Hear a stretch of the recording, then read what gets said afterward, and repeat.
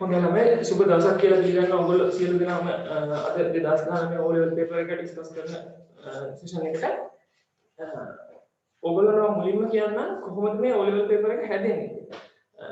O level paper එක part 1 part 2 කියලා කොටස් දෙකකින් ඉස්සරයි.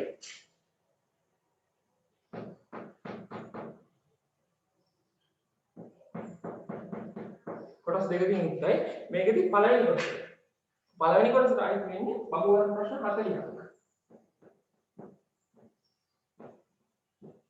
බහුවර්ණ ප්‍රශ්න 40ක් තියෙනවා. දෙවෙනි එකේදී ව්‍යුහගත රචනා ප්‍රශ්න 4ක් තියෙනවා.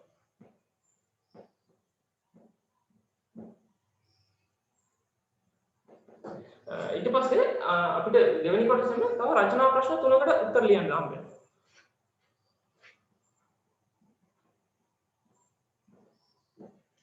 මේ විදිහට තමයි පේපර් එක නිර්මාණය වෙන්නේ. ව්‍යුහගත රචනා ප්‍රශ්න ප්‍රශ්න 4ක අනිවාර්යයෙන් පිළිතුරු සපයන්න ඕන. මෙතන ප්‍රශ්න 6ක් දීලා කැමති 3කට විතරයි පිළිතුරු සපයන්න හම්බෙන්නේ. අපි එහෙනම් පළවෙනි පේපර් එකේ බහුවර්ණ හතරේ සාකච්ඡා කරන්න පටන් ගමු.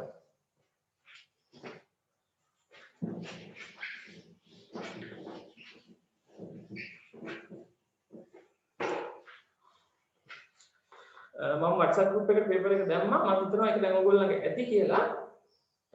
මම පළවෙනි එකෙන් පටන් ගන්නම්. පළවෙනි ප්‍රශ්නේ තියෙන හැමෝම පේපර් එක අරගෙන පළවෙනි ප්‍රශ්නේ බලාගන්න.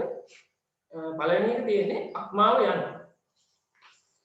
පළවෙනි උත්තර දීලා තියෙනවා සෛලයේකි, දෙක පටකයේකි, තුන ඉන්ද්‍රියේකි, හතර පද්ධතියේකි. මේ ප්‍රශ්න ළමයි නිර්මාණය කරලා තියෙන්නේ 10 ශ්‍රේණියේ ඕගොල්ලන්ගේ 8 වෙනි පාඩමේ තියෙනවා ජීවීන්ගේ ලාක්ෂණික කියලා පාඩම.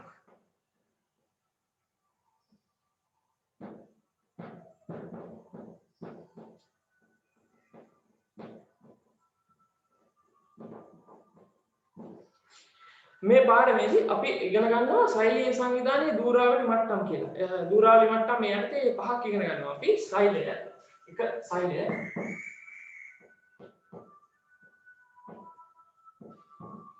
දෙක පටකය, තුන ඉන්ද්‍රිය. එහෙම නැත්නම් අවයවය.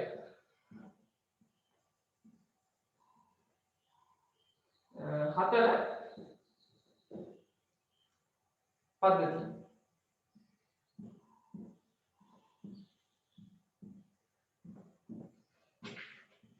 පහ ජීවිය. මේ කියන කොටස් පහ එකතු වෙලා තමයි ජීවිය නිර්මාණය වෙන්නේ. හරි. අපි බලමු දැන් අතට මේ එකින් එකට අදාළ වෙන්නේ මොනවද කියලා. මේ සෛලය කියවම ඔයගොල්ලෝ දන්නවා සෛලය කියන්නේ ජර්මානු සෛල වෙන්න පුළුවන්, වතුරු දිරාණු සෛල වෙන්න පුළුවන්, එහෙම නැත්නම් අස්ථි සෛල, පේශි සෛල, ඔය වගේ කියන සෛල. මේ කියන සෛල රාශියක් එක්ක හුදා පටකයක් නිර්මාණය වෙනවා. එතකොට ස්නායු සෛල රාශියක් එක්ක හුදලා ස්නායු පටකය නිර්මාණය වෙනවා, පේශි සෛල රාශියක් එක්ක හුදලා පේශි පටකය නිර්මාණය වෙනවා. අපිච්ච සෛල හැම අපේ තියෙන අපිච්ච සෛල රාශියක් එක්ක හුදලා අපිච්ච පටකය නිර්මාණය වෙනවා. ඊට පස්සේ පටක රාශියක් එක්ක හුදලා ඉන්ද්‍රියක් නිර්මාණය වෙනවා. මේ ඉන්ද්‍රිය කියන්නේ මොනවද? ඉන්ද්‍රිය කියන්නේ හෘදය. එහෙම නැත්නම් අවයවය කියලා ඉන්ද්‍රිය කියන අක්මාව. සහ ආමාශය. මේ කියනවා තමයි ඉන්ද්‍රිය කියලා අපි හඳුන්වන්නේ. එතකොට අපිට පළවෙනි ප්‍රශ්නෙට උත්තරේ හම්බ වෙනවා අක්මාව යනු එක සෛලයේකි, දෙක පටකයේකි, තුන ඉන්ද්‍රියේකි, හතර පද්ධතියේකි. පිළිතුර විදිහට අපිට තෝරගන්න පුළුවන් අක්මාව යනු ඉන්ද්‍රිය. පිළිතුර නම්බර 3. පිළිතුර නම්බර 3. ඔයගොල්ලෝ මේක ලියාගන්න. මේක වැදගත් වෙයි ඔයගොල්ලන්ට.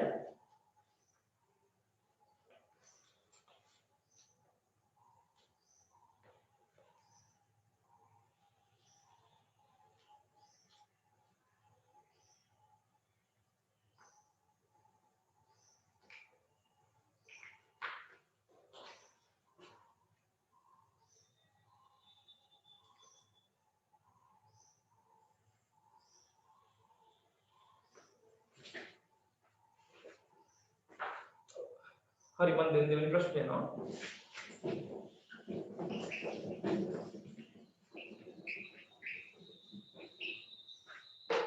ප්‍රශ්න නම්බර 2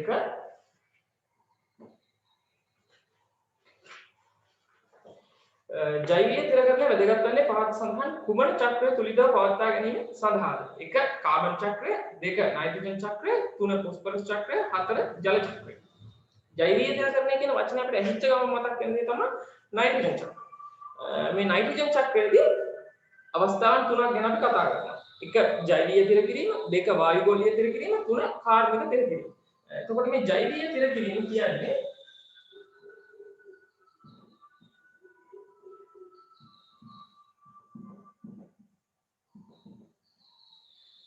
ජෛවීය තිර කිරීම කියලා අපි හඳුන්වන්නේ වායුගෝලීය නයිට්‍රජන්,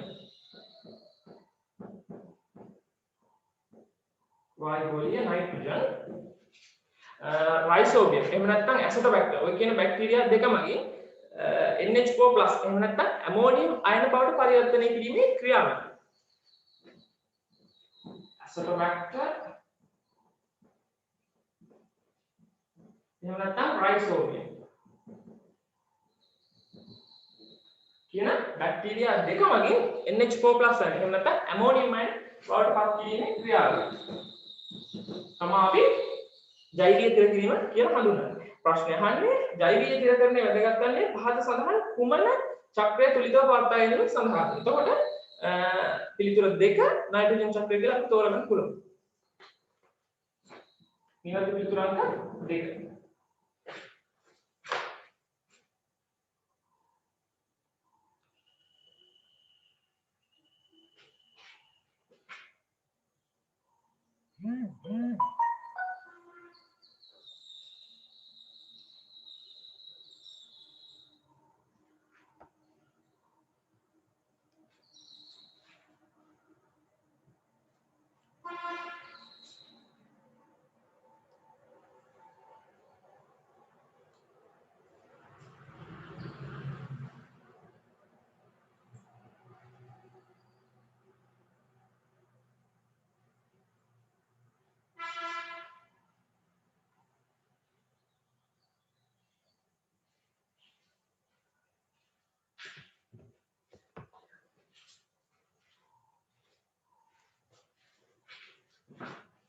හරි ඊගාටම තුනේ ප්‍රශ්නය යනවා.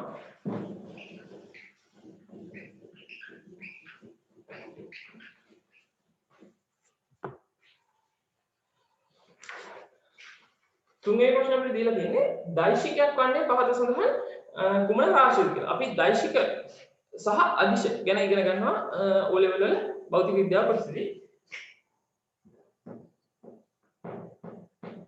දෛශික සහ අදිශ,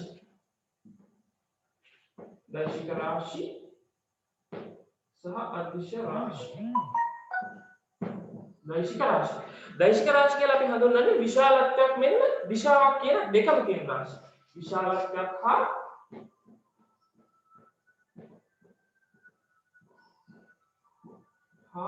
දිශාවක්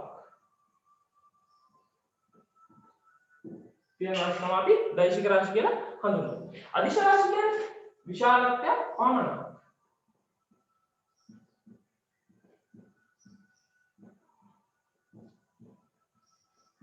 විශාලත්වයක් පමණක් සහිත රාශිය තමයි අපි අදිශ රාශි කියලා හඳුන්වන්නේ.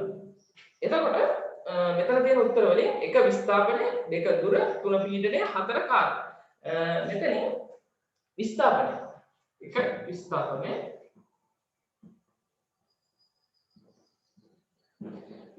විස්ථාපනය අපි මොකක් හරි දක්වනකොට එහෙම නැත්නම් විස්ථාපනය මෙච්චරයි කියලා ප්‍රමාණාත්මකව දක්වනකොට අපි දිශාවත් එකයි දක්වන්නේ. ඒ කියන්නේ අපි මොකද මීටර් 20ක යම් කිසි ලක්ෂයක ඉඳලා මීටර් 20ක විස්ථාපනයක් සිදු කරනවා උතුරු දිශාවට. එතකොට ඒක අපි දක්වන්නේ 20 මීටර උතුරට. මෙන්න මේ විදිහට දිශාවත් එක්ක තමයි විස්ථාපනය අපි දක්වන්නේ.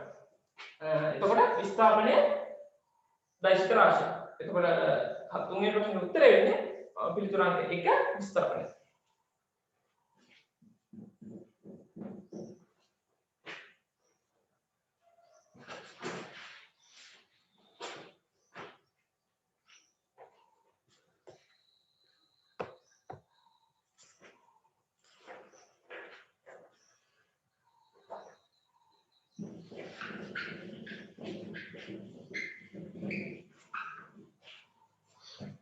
ඒකේ වැඩි දෙයක් ලියා ගන්න තියෙනවා මම ඊළඟ හතරෙන් ප්‍රශ්නෙට යනවා.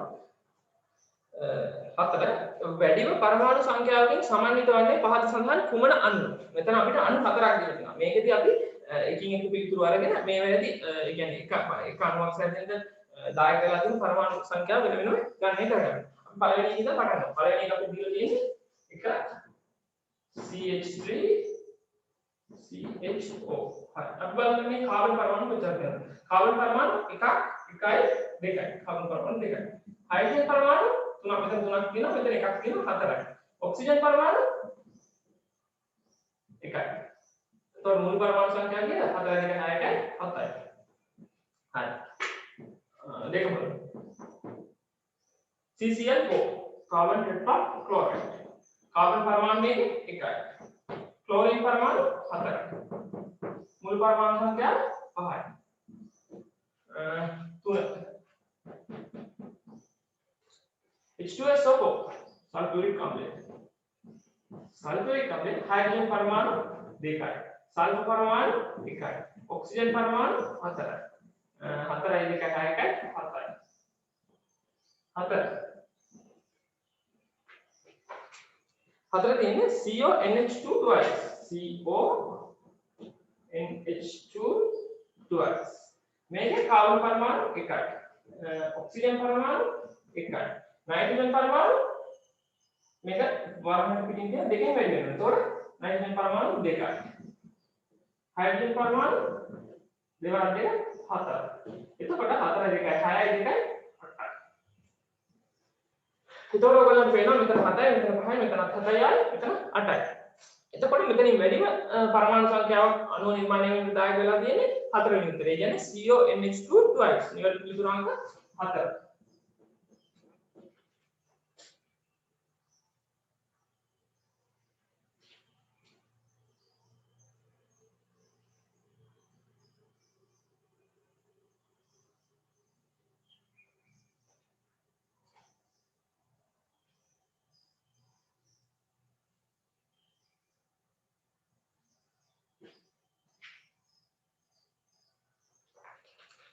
හරි මම ඊළඟ ප්‍රශ්නයට යනවා.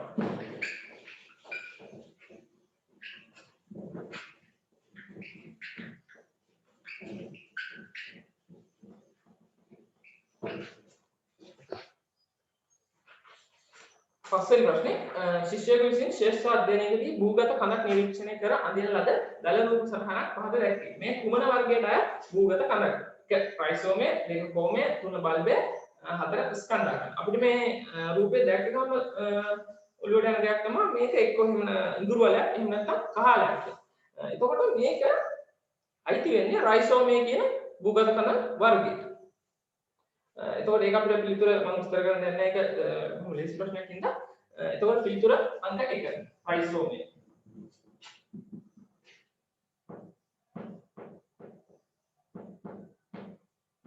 රයිසෝමය. නිවැරදි පිළිතුර අංක 1.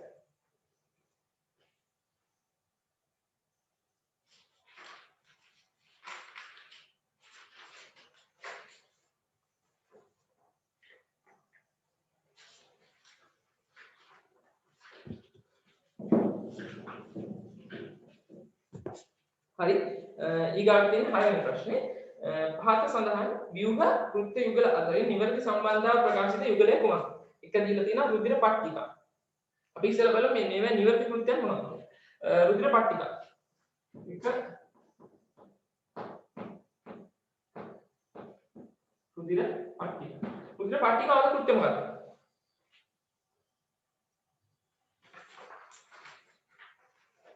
රුධිර පට්ටිකාවලින් කරන්නේ රුධිරය කැටි ගැසීමට දායක වෙනවා.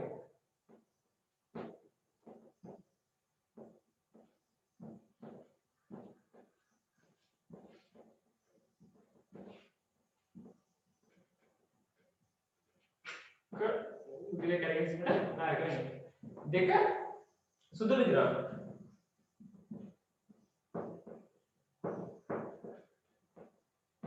සුදු රුධිරාංගය සිද්ධ කරන්නේ විෂ බීජ භක්ෂණය කිරීම. කියන්නේ විෂ බීජ විනාශ කිරීම. දේහයට පිටින් ඇතුළු වන විෂ බීජ විනාශ කිරීම තමයි සිද්ධ කරන්නේ.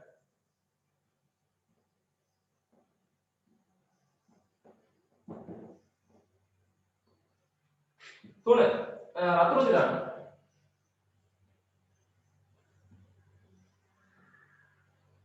රතු රුධිර අණු සිද්ධ කරන්නේ ඔක්සිජන් පරිවහනය. පොටු පරිවහනය. රුධිර ප්ලාස්මය 4.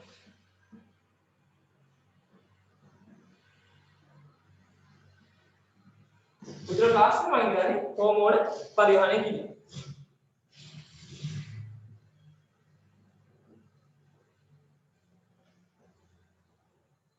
හෝමෝන පරිවහනය. හරි. එතකොට අපිට මේකෙදි දීලා තියෙන උත්තර අතරේ 4 තමයි නිවැරදි උත්තරේ. රුධිර ප්ලාස්මය මගින් හෝමෝන පරිවහනය කිරීම තමයි නිවැරදි කෘත්‍ය කියලා මෙතන පේපර් එකේ සඳහන් වෙන්නේ. එතකොට 6 නිවැරදි උත්තර අංක 4. කෘත්‍ය ටික ක්ලියර් කරන්න.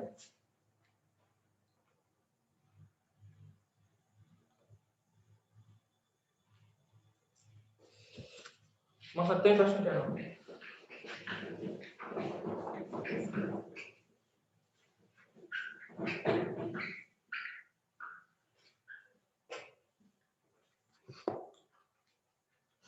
හත යකඩවල සාපේක්ෂ පරමාණු ස්කන්ධය 56ක් වේ. මේ අනුව පහත සඳහන් ප්‍රකාශ අතුරින් නිවැරදි ප්‍රකාශය කුමක්ද?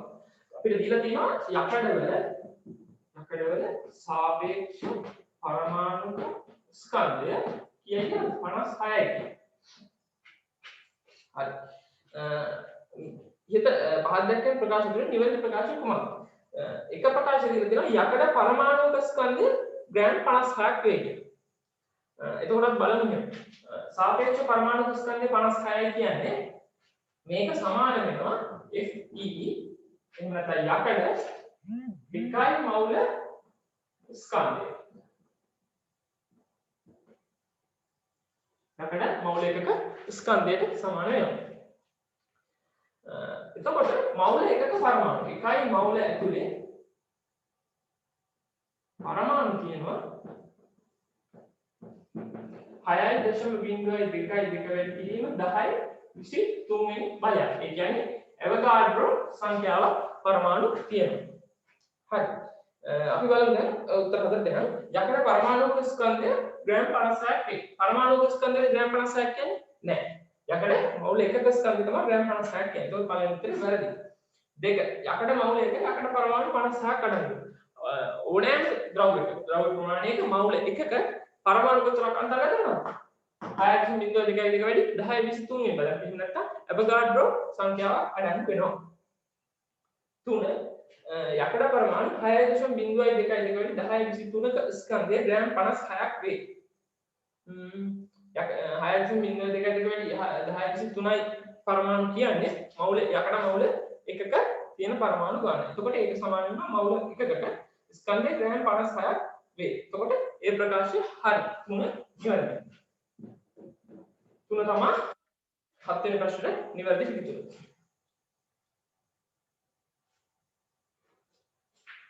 වැඩි ලියා ගන්න.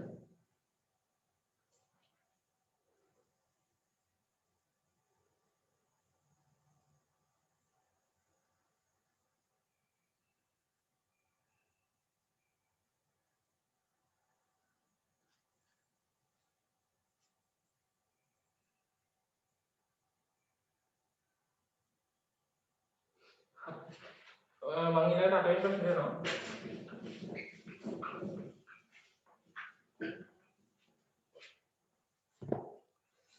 අටවෙනි ප්‍රශ්නේ කියන්නේ පහත සඳහන් අණු අතුරින් සහසංයුත බන්ධන දෙකකින් සැදුම්ලත් අණුව කුමක්ද? පළවෙනි එක දීලා තියෙනවා Cl2. අපි ඉස්සෙල්ලා අණුව ඇඳගමු. Cl2 කියවම ක්ලෝරින් අණු දෙකයි. දෙවෙනි එක දීලා තියෙනවා CH4 කාබන් වල බන්ධන හතරකින් හයිඩ්‍රජන් සම්බන්ධ වෙලා තියෙනවා. CH4. 3 HCl හයිඩ්‍රජන් පරමාණු සහ ක්ලෝරින් පරමාණු. 4 H2O हाइड्रोजन परमाणु ऑक्सीजन परमाणु එකට हाइड्रोजन परमाणु දෙකක් සම්බන්ධ වෙලා තියෙනවා. හරි. දැන් අපි අහන්නේ සහසංයුත බන්ධන දෙකකින් සැදුම්ගත් අණුව කුමක්ද? මෙතන ඔක්කොගෙම මෙතන 1යි, මෙතන 4යි, මෙතන 1යි, මෙතන 2යි. එතකොට මෙතන සහසංයුත බන්ධන දෙකකින් සැදුම්ගත් අණුව කුමක්ද කියනවනේ H2O මෙන්න බන්ධන දෙක. මේක 1, මේක 2 බන්ධන දෙක. එතකොට නිවැරදි උත්තරය 4.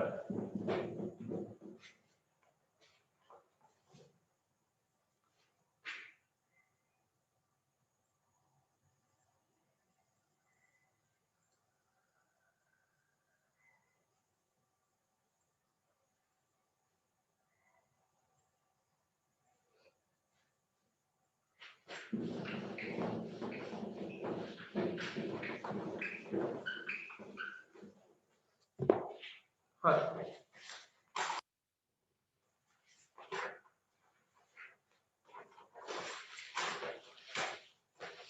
අපි දැන් යන්නේ 9 වෙනි ප්‍රශ්නේ. 9 වෙනි ප්‍රශ්නේ තියෙන්නේ මානව දේහයේ චලන සමායෝජනය හා සමතුලිතතාව පවත්වා ගැනීම සඳහා ඉවහල් වෙන්නේ. එක තියෙනවා අනුමස්තිෂ්කය, දෙක මස්තිෂ්කය, තුන සුසුම්නා ශිෂ්කය, හතර සුසුම්නාව. අපි අනුමස්තිෂ්කයේ කෘත්‍යයන් ගැන කතා කරනකොට කතා කරලා තියෙනවා දේහයේ සමතුලිතතාවය පවත්වා ගන්න අනුමස්තිෂ්කය මගින්. සහ තව ඉච්ඡානුක ක්‍රියා. ඒ කියන්නේ අපි හිතලා කරන ක්‍රියා. ඉච්ඡානුක පේශී ක්‍රියාකාරීත්වය පාලනය කිරීම සඳහා මේ කියන අනුමස්තිෂ්කය දායක වෙනවා. අනිත් එක තමයි දේහ චලන විෂයාකාරයෙන් සිදු කිරීම සඳහා මේ අනුමස්තිෂ්කය දායක වෙනවා. එතකොට මානව දේහයේ චලන සමායෝජනය සහ සමතුලිතතාව පවත්වා ගැනීම සඳහා දායක වෙන්නේ අනුමස්තිෂ්කය. නිවැරදි පිටුරංක 1.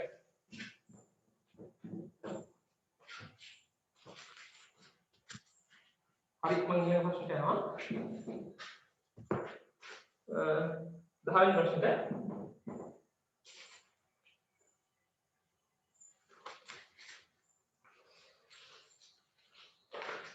ශාකයක සිදුවන විවිධ ක්‍රියාවන් සම්බන්ධ පහද සඳහන් ප්‍රකාශ සලකන්න. ශාක ඒ දීලා දිනවා ශාක රාත්‍රී කාලයේදී පමණක් කාබන් ඩයොක්සයිඩ් පිට කරයි. B දීලා දිනවා ශාක දිවා කාලයේදී ඔක්සිජන් පමණක් පිට කරයි. C දීලා දිනවා ශාක පත්‍රවල වායු හුවමාරු ප්‍රධාන වශයෙන් සිදුවන්නේ කූටිකා හරහායි. D දීලා දිනවා ශාක පත්‍ර තුලට ඇතුළු වන වායු අන්තර්සෛලීය අවකාශ හරහා පත්‍ර සෛලවලට විසරණය වේ.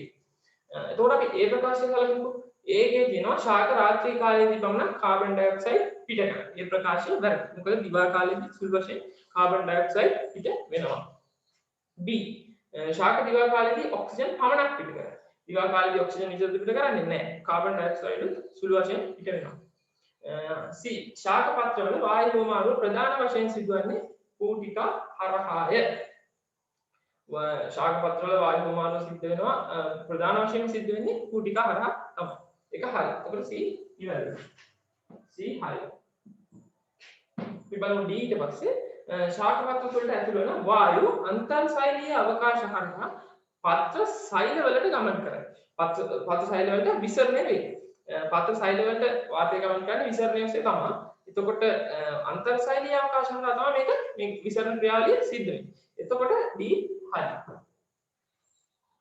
එතකොට අපිට නිවැරදි පිළිතුර විදිහට හම්බ වෙනවා C සහ D පමණයි. නිවැරදි පිළිතුරක් 4.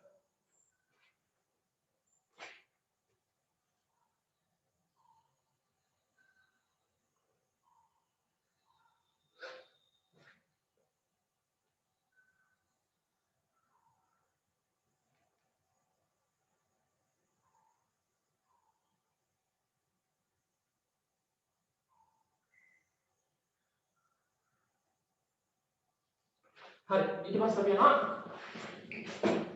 11 වෙනි ප්‍රශ්නට. 11 වෙනි ප්‍රශ්නේ දීලා තියෙන්නේ භෞතික විද්‍යාවේ. පෘථිවිය මතුපිටදී ගුරුත්වයේ ත්වරණය 10යි මිශ්‍රණ 2 වේ. සන මතුපිට ගුරුත්වයේ ත්වරණය පෘථිවියේ දීමේ 6 එකකි. පෘථිවිය මතුපිටදී මේසෙකුගේ බර නිව්ටන් 600 නම් සඳ මතුපිට මිනිසාගේ බර කොහොමද? එතකොට අපි මේක වෙන මොන ලියනවා? පෘථිවිය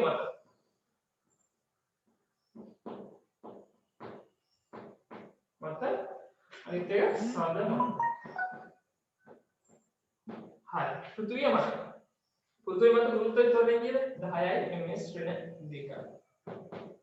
සඳ මත කියන්නේ පෘථිවිය මත ගුරුත්වයේ ත්වරණය මේ 6න් එකක්.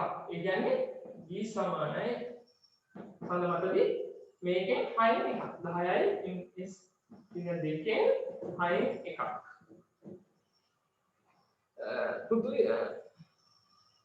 පෘථිවිය මතුපිටදී මිනිසෙකුගේ බර නිව්ටන් 600යි. ඒ කියන්නේ බර නිව්ටන් mg සමාන 600යි නිව්ටන් කිව්. සන මතදී බර කීයද කියලා අහන්න.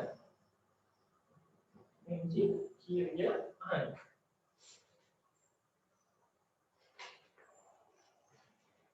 හරි. මේකදී අපෙන් බරනේ අහන්නේ. එතකොට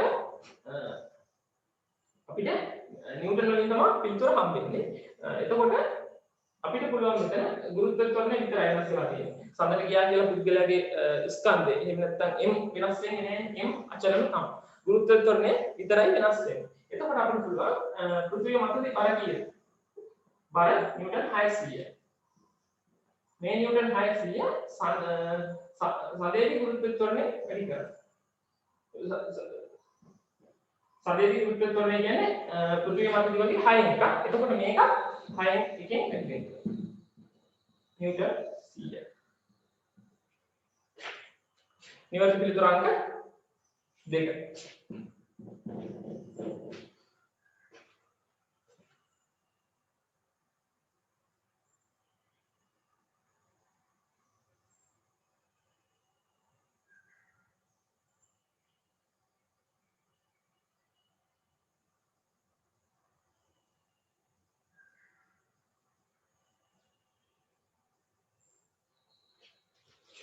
අපි ඊළඟ ප්‍රශ්නට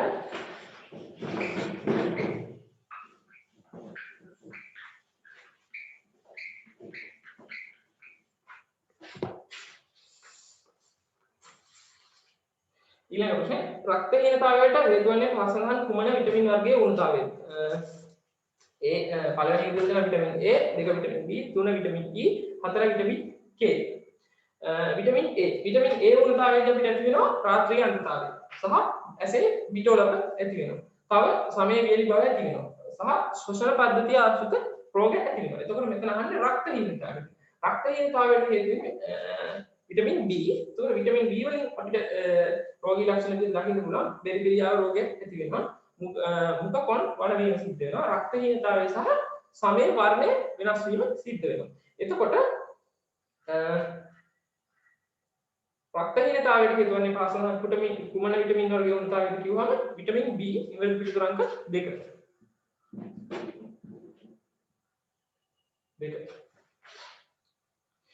හරි මම ඒකත් එක්කම ඊළඟ ප්‍රශ්නෙට යනවා 13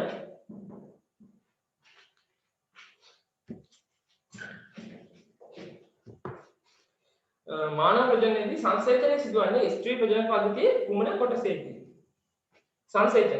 ඒ කියන්නේ ශුක්‍රාණුව ඩිම්බයක් සමග එකතු වීමේ ක්‍රියාවලිය සංසේචනය කියලා හඳුන්වන්නේ. එතකොට මේ සංසේචනය සිද්ධ වෙන්නේ කොමන මානව ස්ත්‍රී ප්‍රජනන පද්ධතියේ කුමන කොටසේද කියලා අහලා තියෙනවා. ස්ත්‍රී යෝනි මාර්ග තුලින් ඇතුළු වන ශුක්‍රාණුව ගර්භාෂය හරහා ගමන් කරලා ෆැලෝපිය නාලය තුල මේ අවස්ථාවේ සංසේචනය සිදු වන අවස්ථාවේදී ෆැලෝපිය නාලය තුල ඩිම්බේ තැන්පත් වෙලා තියෙනවා.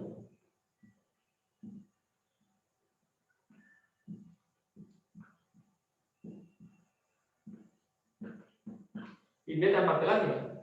එතකොට ගර්භාෂය හරහා ශුක්‍රාණු ෆැලෝපිය නාලය වෙත ගමන් කරලා ඩිම්බෙත් එක්ක සංසේචනය වෙනවා. එතකොට මෙතනදී අපි උත්තරේ විදිහට බලාපොරොත්තු වෙන්නේ සංසේචනය සිදුවන්නේ ස්ත්‍රී ප්‍රජනන පද්ධතියේ කුමන කොටස තුළදීද?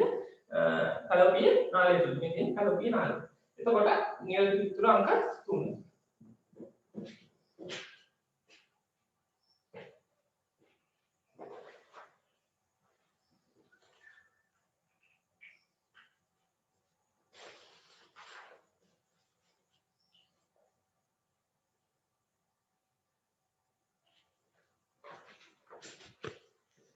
දැන් මේ ප්‍රශ්නට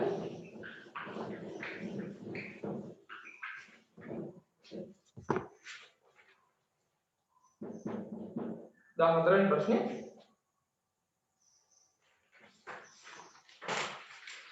දාමතරෙන් ප්‍රශ්න අපි දිහා දිනවා සාන්ද්‍රණය 1 මවුල ඝන ඩෙසිමීටර් වල සාන්ද්‍රණය 1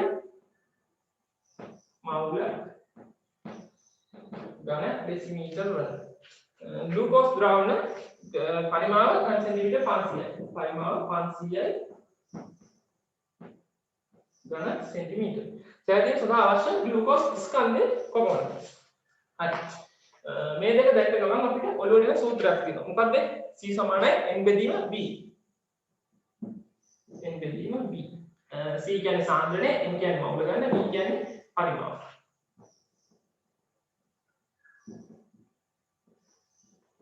D කියන්නේ පරිමාව. හරි. දැන් අපිට දත් දීලා තියෙනවා C සහ B. එතකොට අපි මේ සමීකරණයට මේ කියනවා ආදේශ කරගන්න. C කියන එකයි OL DM වෙනත් තුන. මෞල ගාන අපිට දීලා තියෙනවද නැහැ? මෞල ගාන දීලා නැහැ. එතකොට n දන්නේ නැහැ. පරිමාව ගාන සෙන්ටිමීටර් 500යි.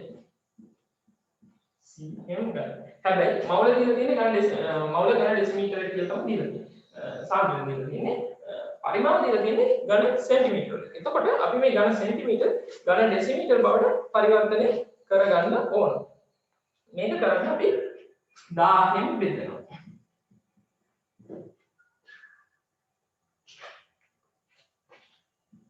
මම සුළු කරන්න.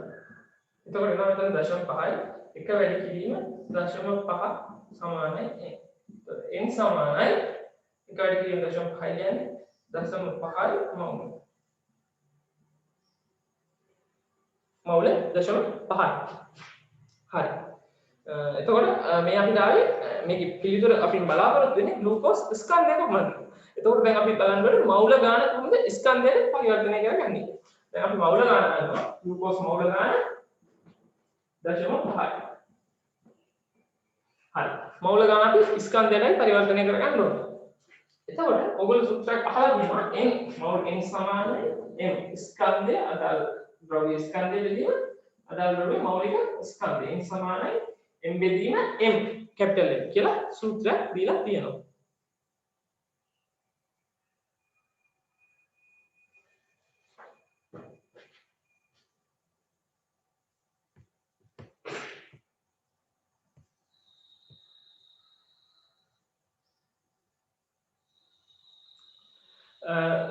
n බෙදීම m කියලා සූත්‍රයක් ගන්නවා. එතකොට n මෞල ගාන 0.5යි m. එතකොට අපේ ස්කන්ධේ අපි දන්නේ නැහැ අපේ මෞලික ස්කන්ධමයි මෞලික ස්කන්ධය. ග්ලූකෝස් වල මෞලික ස්කන්ධය දීලා තියෙනවා. ග්ලූකෝස් වල සාපේක්ෂ අණු ස්කන්ධයක් දීලා තියෙනවා 180යි. 180යි කියලා. එතකොට මේ සුළු කරපුවම අපිට එනවා ස්කන්ධය ග්‍රෑම් 90යි. මේක එක්කෙනෙක් මැසේජ් එකක් දාලා දිනවා සුළු කරලා ගත්තොත් ලේසි කියලා. ඔව් මේක සුළු කරලා ගත්තොත් ලේසි. ඒ මෙතන නොතේරෙනවා නේද? ඒකයි මම මෙහෙම පැහැදිලි වෙන්න කාලෙට හැදුවේ. ස්කන්ධය ග්‍රෑම් 90ක් කියලා එනවා. නිවැරදි පිළිතුර අංක 2.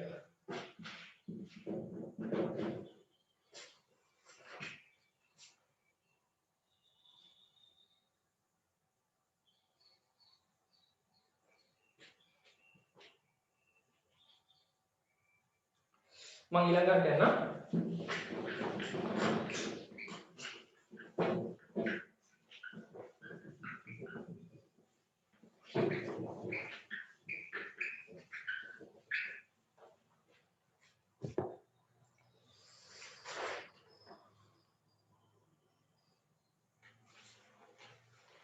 ඊළඟ ගාන දීලා තියෙන්නේ 15 ගාන 15 දීලා තියෙන්නේ තප්පර 25කදී වස්තුවක චලිතයේ දිය ප්‍රයෝග කාල ප්‍රස්තාවයෙන් නැති.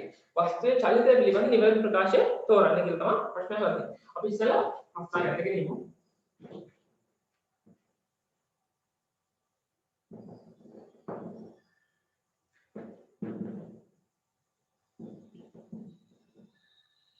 කාලය S. මේක ප්‍රවේගය V. ඒකගේ ms වෙන එක. මෙතන කාලය තප්පර වලම මයි 10යි. හරි. වස්තුවේ චලිතය පිළිබඳ නිවැරදි ප්‍රකාශය තෝරන්න. 1. වස්තුවේ මන්දනය 2 ms ඍණ 2 වස්තුවේ මන්දනය කොහොමද සිද්ධ වෙලා තියෙන්නේ? මේ නැග්ම දැන් බිඳුවේ ඉඳලා ප්‍රවේගයේ වැඩිවීමක් මෙතන තියෙන බිඳුවේ ඉඳලා ප්‍රවේගය 6 මිශ්‍රණයක දක්වා වැඩි වෙලා තියෙනවා. මේ වැඩිවීමක් කියන්නේ මෙතන සිද්ධ වෙන්නේ මොකක්ද? ත්වරණයක්. නෑ. මෙතන 10 ms ඍණ 1 ඉඳලා බිඳුව දක්වා අඩු වෙලා තියෙනවා. එතකොට මේ කොටස මන්දනය. යා. හරි. මේක 10 ms ඍණ එකේ තප්පර 10ක් කාලයක් චලනය වෙලා තියෙනවා. එතකොට මේක ඒකාකාරී ප්‍රවේගය.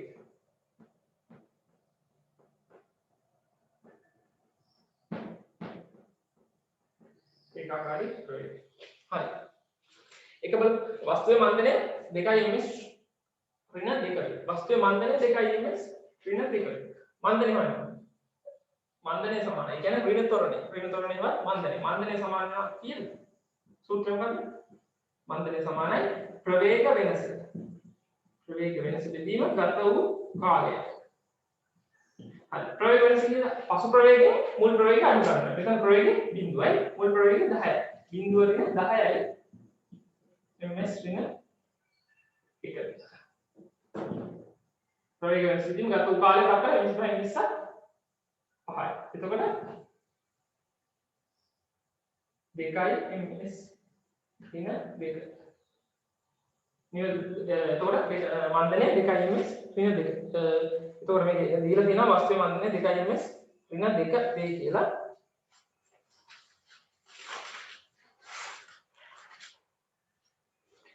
එතකොට නිවැරදි පිළිතුර අංක 1. ඒකින්ද අපේ 15 ප්‍රශ්න බලන්න වෙන්නේ නැහැ. 15 උත්තර බලන්න වෙන්නේ නැහැ.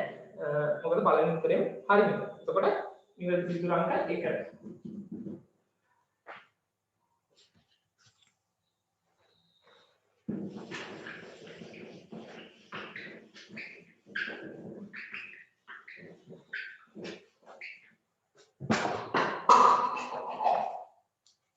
නිවැරදි පිළිතුර අංක 1.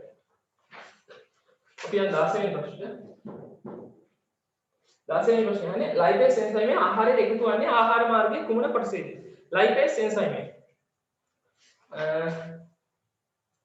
අපි බලමුකෝ ආහාර මාර්ගයේ එකතු වෙන එන්සයිම් මොනවද කියලා ඉස්සෙල්ලාම මොකක් හොරේදී අපිට එකතු වෙනවා ආහාරයට එකතු වෙනවා මොකක් හොරේදී එකතු වෙනවා කෙටාමයින්ස්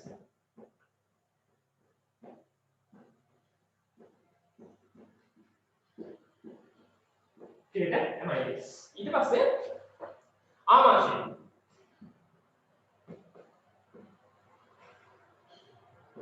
ආමාශයදී එකතු වෙනවා ලයිපේස් HCl සහ ප්‍රණීත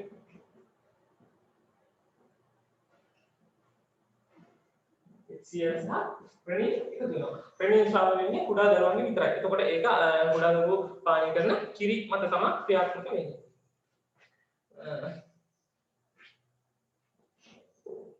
HCl එකට සීන් ප්‍රණීත ආමාශයදී මෙච්චර. ඊට පස්සේ ග්‍රහණයේ ශ්‍රාවය වෙනවා ට්‍රිප්සින් ඇමයිලේස් සහ ලයිපේස් කියන එන්සයිම් තුන. ට්‍රිප්සින් ඇමයිලේස් සහ ලයිපේස්. ට්‍රිප්සින් ඇමයිලේස් සහ ලයිපේස් කියන එන්සයිම් තුන. හරි. එතකොට ප්‍රශ්නේ අහන්නේ ග්‍රහණයේදී ලයිපේස් එන්සයිම් ආහාරයට එකතු වන්නේ ආහාර මාර්ගයේ කුමන කොටසේදීද? එතකොට පළවෙනි උත්තරේ ග්‍රහණය, දෙක ආමාශය, තුන අනසෝකය, හතර මහාන්ත. නිවැරදි පිළිතුර අංක 1 ග්‍රහණය. ග්‍රහණය තමයි ඇමයිලේස් එන්සයිම් එකතු වෙන්නේ. නිවැරදි පිළිතුර අංක 1.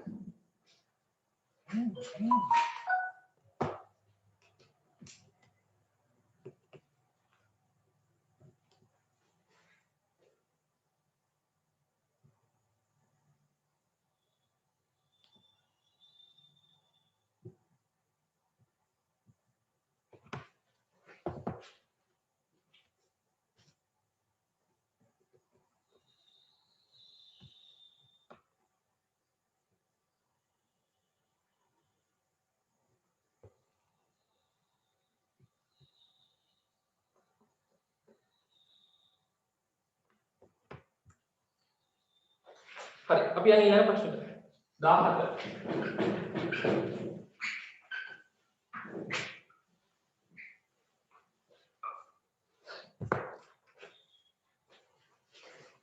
වෙනි ප්‍රශ්නේ 17 වෙනි ප්‍රශ්නේ අහන්නේ potassium permanganate KMnO4 වියෝජනයට අදාළ තුලිත සමීකරණය පහක් දැක්කේ සමීකරණය දීලා දිනා ඒ අනුව ඔක්සිජන් වායු මෝල 3ක් නිපදවා ගැනීමට වියෝජනය කළ යුතු potassium permanganate මෝල ප්‍රමාණය කොපමණද? අපි ඉස්සෙල්ලා සමීකරණය ලියාගමු. ඒකයි KNO4 මේක අපි රත් කරනවා රත් කරලා යෝජනය කරනවා K2SNO4 O4 දාන MnO2 manganese dioxide සහ ඔක්සිජන් බවට මේකදී අපි මේගොල්ලෝ කියලා තියෙනවා මේක තුලිත සමීකරණයක්. ඒතකොට මේක අපි අමුතුවෙන් තුලිත කරන්න යන්න දෙයක් නැහැ. මේක තුලිත සමීකරණ. අපි මේක මවුල අනුපාත ටික ගමු. මෙතන මවුල 2යි. මෙතන මවුල 1යි. මෙතනත් මවුල 1යි. මෙතනත් මවුල 1යි. මවුල අනුපාත ඔය විදිහට එන්නේ. මේක හන ඔක්සිජන් එයනවා ඔක්සිජන් වායු මවුල 3ක්. ඔක්සිජන් වායු මවුල 3ක් වුණා. ඔක්සිජන් වායු මෝල් 3ක් නිබදවා ගැනීමට වියෝජනය කළ යුතු පොටෑසියම් පර්මැංගනේට් මෝල් ප්‍රමාණය කොපමණද? හරි. එතකොට මේක එක තිබ්බේක 3 වෙනවා. එතකොට එක 3න් වැඩි ඒ කියන්නේ මෝල් 1ක් මෝල් 3ක් බවට පත් වෙනවා මෙතනදී. එතකොට මේක වැඩි වෙන්නේ 3ෙන් නම් සියල්ල 3ෙන් වැඩි වීගෙන යන්න ඕන. එතකොට මෙතන 3ෙන් වැඩි වෙනවා. මෙතනත් මෝල් 3යි. මෙතන 3යි. ඒ කියන්නේ එක වැඩි කිරීම 3. මෙතන එක වැඩි කිරීම 3. හරි එතන තුලින් අපි වැඩි කරගෙන ආවේ තුනෙන් වැඩි කරගෙන ආවේ එතකොට දෙක වැඩි කිරීම 3 කියනවා 6යි මම पोटेशियम परमैंगनेट मौल संख्या කොපමණද पोटेशियम परमैंगनेट मौल කියන්නේ 6යි නිවැරදි පිළිතුරාංක 4 සමීකරණය තියාගන්න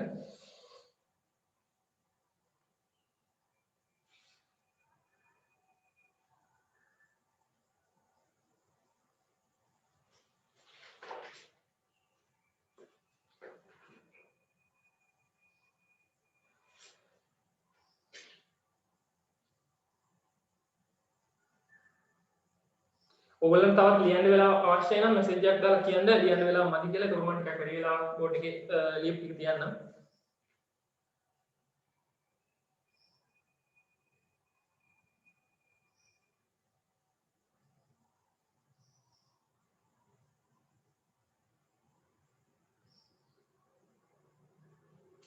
හරි අපි ඊළඟට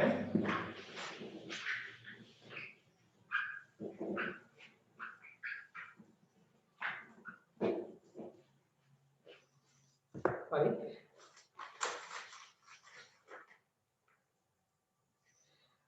ඊළඟට ධාරා විද්‍යාවෙන් තියෙන්නේ 18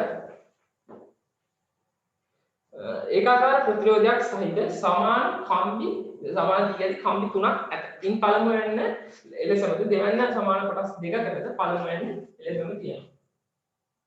මේ xy කියන කම්බිය xy කියන පළමු කම්බිය අපි හිතුව මේ කියලා. පළමු කම්බිය එලෙසම තියෙනවා. එක දෙක පළමු කම්බි තුනකට ඉන් පළමුවෙන්න එලෙසමද දෙවැන්න සමාන කොටස් දෙකකට. දෙවෙනි කම්බිය කියන්නේ මේ හා සමානව තව කම්බියක් අරගෙන මේක සමාන කොටස් දෙකකට අපි කපනවා. මෙන්න එක කොටසක් මෙන්න අනිත් කොටස. සමාන කොටස් දෙකකට. තුන්වෙනි කොටස් තුනකට කපාය. තුන් ඒ කියන්නේ මේ සමාන කම්බියක් කරන් අපි කොටස් තුනකට කපනවා. කොටස් තුනකට. හරි. කපාය අවස්ථා තුනේදී එකම පරිපථයේ x හා y අතරට සම්බන්ධ කර ඇති ආකාරයෙන් පහළ දැක්වේ. බැටරියේ වෝල්ටේජ් ද්‍රව්‍ය නියතව පවතියේ උපකල්පනය කරන්න. හරි. මේකෙදි කිසිම මේ පරීක්ෂණයේ කිසිම තත්ත්වයක් වෙනස් වෙන්නේ නැහැ. ඒ කියන්නේ බැටරියේ වෝල්ටේජ් ද්‍රව්‍ය නියතව පවතිනවා කියලා උපකල්පනය කරනකොට වෙනස් වෙන්නේ මේ කම්බිය නැත්නම් මේ ප්‍රතිරෝධක කම්බිය සම්බන්ධ කරලා තියෙන ආකාරය. පළවෙනි එකේදී අපිට දැක් ගන්න පුළුවන් මේක ශ්‍රේණිගතවම සම්බන්ධ කරලා. දෙවෙනි එකේදී මේ කම්බි දෙක සමාන්තරගතව සම්බන්ධ කරලා තියෙනවා. තුන්වෙනි එකේදී මේ කම්බි කැලි තුනම සමාන්තරගතව තමයි සම්බන්ධ කරලා තියෙන්නේ. එතකොට මේකදී අහන්නේ පරිබලයට සම්බන්ධ කර ඇති බල්බය වැඩියෙන්ම දීප්තියෙන් දැල්වෙන්නේ කවර අවස්ථාවේදීද කියලා. හරි. එතකොට මේක ප්‍රතිරෝධය සම්බන්ධ ගානක්. මේකෙදී අපි ප්‍රතිරෝධය ගැන ඉගෙන ගන්නවා. ඒ කියන්නේ සාමාන්‍ය එක ප්‍රතිරෝධය ගැන ඉගෙන ගන්නකොට ප්‍රධාන සාධක තුනක් ගැන කතා කරනවා. ඒවා මොනවද? එක දිග සානායකයේ දිග. සානායකයේ දිග. දෙක සානායකයේ ප්‍රතිරෝධතාවය.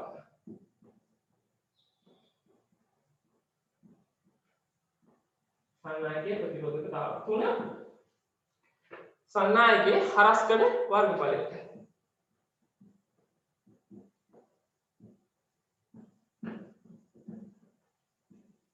සන්නායකයේ හරස්කඩ වර්ගඵලය.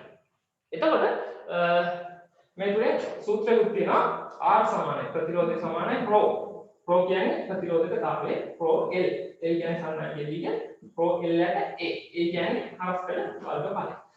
R සමානයි ρ L යට A කියලා සමීකරණයක් තියෙනවා. මේකෙදි ප්‍රතිරෝධයට අනුලෝම සමානුපාතික වෙනවා මොකක්ද? ρ. ඒ කියන්නේ ප්‍රතිරෝධය ρ වැඩි වෙද්දී ප්‍රතිරෝධය වැඩි වෙනවා. ඊට පස්සේ තියෙනවා R සමානුපාතික අනුලෝම සමානුපාතික වෙනවා L. L දිග ඒ කියන්නේ දිග වැඩි වෙද්දී ප්‍රතිරෝධය වැඩි වෙනවා. R ඊළඟට R ප්‍රතිලෝම සමානුපාතික වෙනවා. ඒ කියන්නේ ඒ වැඩි වෙද්දී ප්‍රතිරෝධය අඩු වෙනවා. ඒ අඩු වෙද්දී ප්‍රතිරෝධය වැඩි වෙනවා. ඒකින්ද මේක ප්‍රතිලෝම සමානුපාතික. හරි. දැන් අපි බලමු මේ අවස්ථා තුනට මේක දාලා. මේ අවස්ථා තුනේදී සන්නායකයේ දිග විතරයි වෙනස් වෙලා තියෙන්නේ. දිග විතරයි වෙනස් වෙලා තියෙන්නේ. ඒ කියන්නේ කොටස් දෙකකට කපලා මේක තුනකට කපලා අරක තනි කොටසම තියෙනවා. හරි. එතකොට මේ ρ සහ විකයට A හරස්කඩ වර්ගඵලය සහ ප්‍රතිරෝධකතාවය කියන එක නියතව පවතිනවා. දිග අනුව විතරයි මේක වෙනස් වෙන්නේ. හරි. එතකොට මේ කම්බි කැලේක දිග වැඩි වෙන්න වැඩි වෙනවා. කියන්නේ දිග අඩු වෙන්න ප්‍රතිරෝධය දිග අඩු වෙන්න ප්‍රතිරෝධය මොකද වෙන්නේ? ප්‍රතිරෝධ අඩු වෙනවා. හරි. ඊට පස්සේ බලමු අපි මේ කම්බියට අපි උපකල්පිත ප්‍රතිරෝධ අගයක් දෙමු. මම මේක මේ පැහැදිලි වෙන්නයි කියන්නේ නැත්නම් ඊට වඩා ලේසියෙන් මේ උත්තරේ ගන්න පුළුවන්. පැහැදිලි වෙන්න මම කියන්නේ මේ කම්බියට අපි උපකල්පිත ප්‍රතිරෝධක අගයක් දෙමු. අපි හිතුවේ මේක 12යි ඕම්. මේ කම්බිය 12යි ඕම් නම් මේ කම්බි කැලි දෙක මේ දෙක සමානව දිගම කිව්ව වෙනස් වෙනවා. එතකොට දිග අඩු මේක සමාන කොටස් දෙකකට බෙදලා දෙන්න. එතකොට ප්‍රතිරෝධය ඕම් 6ක් වෙනවා ඒක කැලේට දෙකට කපනවා. හරි. මෙතන 3කට කපලා තියෙනවා. එතකොට 12 3ෙන් බෙදෙන්න ඕනේ. ඒ කියන්නේ 4යි ඕම් වෙනවා එක කැලේ. 4යි ඕම් වෙනවා. හරි. එතකොට බල්බෙන් වැඩිම දීප්තියෙන් දැල්වෙන්නේ. බල්බ් එක වැඩිපුරම දීප්තියෙන් දැල්වෙන්න නම් ප්‍රතිරෝධය අවම වෙන්න ඕන. එතකොට ඇටෝම් බලන්න. පළවෙනි එකේදී අපි දැන් මෙතන හිතුවා වගේ ඕම් 12ක ප්‍රතිරෝධයක් තියෙනවා. පළවෙනි අවස්ථාවේ ඕම් 12යි. ඕම් පළවෙනි අවස්ථාවේ අපි හිතනවා මෙතන ඕම් 12ක් තියෙනවා කියලා. දෙවෙනි අවස්ථාවේ කොහොමද? ඕම් 6 කැලි දෙකක් සමාන්තරගතව සම්බන්ධ වෙලා තියෙනවා. සමාන්තරගත සම්බන්ධයකදී ප්‍රතිරෝධය හොයන්නේ කොහොමද? එකයට R. එතකොට එකයට 6 ධන එකයට 6 සමානයි කියලා. එකයට 6 නේ සමානයි.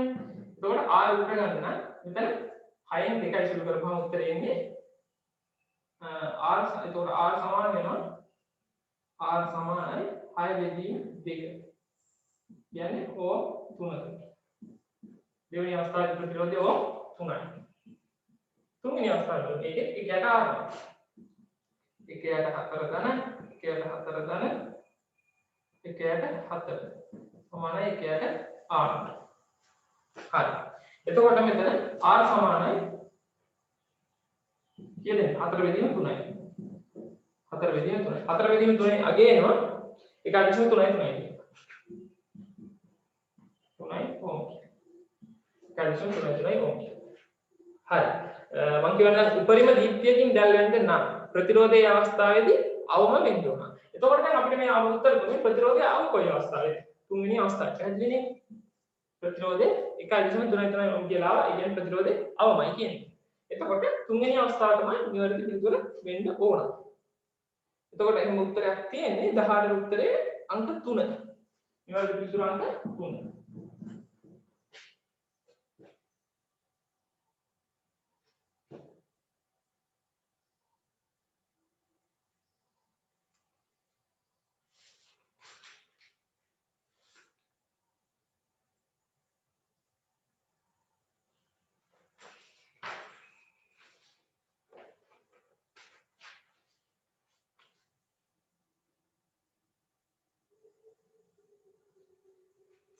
හරි.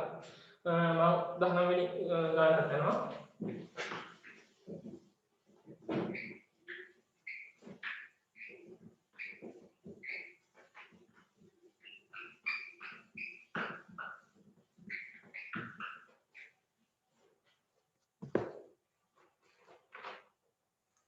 19 එකට දෙනවා 19 එකේ තියෙන පහ සඳහන් ඒවා සලකන්න එක ඝන සෝඩියම් ක්ලෝරයිඩ් ස්පටික 19 ගාන ඒ කියලා දෙන්නේ ඝන සෝඩියම් ක්ලෝරයිඩ් ස්පටික දෙක විලීන සෝඩියම් ක්ලෝරයිඩ් ද්‍රාවණය विलीन सोडियम क्लोराइड द्रावण C जलीय सोडियम क्लोराइड द्रावण එතකොට අනුපාත මේක විලීන කරනවා කියන්නේ ඝන සෝඩියම් ක්ලෝරයිඩ් උෂ්ණත්වය වෙනස් කිරීම මගින් පමණයි. ඒ කියන්නේ රත් කරලා ද්‍රව අවස්ථාවට පත් කිරීම. හරි. මේකදී අහන්නේ ඉහත ද්‍රව්‍ය ඇතුලේ විද්‍යුතය සංනයනය කරන්න. හරි. අපි දන්නවා විද්‍යුතය සංනයනය කරන්න ඉලෙක්ට්‍රෝන ජලාශය නැත්නම් කැටයන් ජලාශය ඉලෙක්ට්‍රෝන ජලාශයට වැඩිපුර සචල ඉලෙක්ට්‍රෝන තියෙනවා. එතකොට අපි දන්නවා ඝන අවස්ථාවන්වලදී සචල ඉලෙක්ට්‍රෝන පවතින්නේ නැහැ. ඝන අවස්ථාවලින් සචල ඉලෙක්ට්‍රෝන පවතින්නේ නැහැ. එතකොට පළවෙනි එකේදී ඝනයි සෝඩියම් ක්ලෝරයිඩ් ඝනයි. එතකොට ඝනේ විද්‍යුතය සංනයනය කරන්නේ නැහැ. එතකොට පළවෙනි උත්තරේ විලීන සෝඩියම් ක්ලෝරයිඩ් ද්‍රවණය. එතකොට මේක සචල ඉලෙක්ට්‍රෝන තියෙනවද? තියෙනවා. එතකොට මේකෙන් විද්‍යුතය සංනයනය කරනවා. තුන්වෙනි එක ඒකස් ද්‍රවණය. ඒ කියන්නේ ජලීය සෝඩියම් ක්ලෝරයිඩ් ද්‍රවණය. ඒකෙදි විද්‍යුතය සංනයනය කරනවා. එතකොට නිවැරදි පිළිතුර වෙන්නේ B සහ C. B සහ C උත්තරේ දෙන්නේ මොකද? පිළිතුර අංක 3.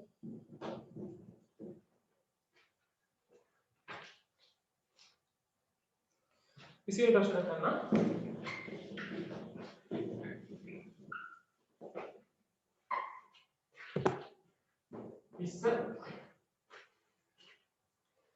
ඉලෙක්ට්‍රොනික උපකරණයකට විදුලි සැපයීමේදී විද්‍යුත් ප්‍රභවය අග්‍ර මාරු කර සම්බන්ධ කළහොත් උපකරණයට හානි විය හැකියි.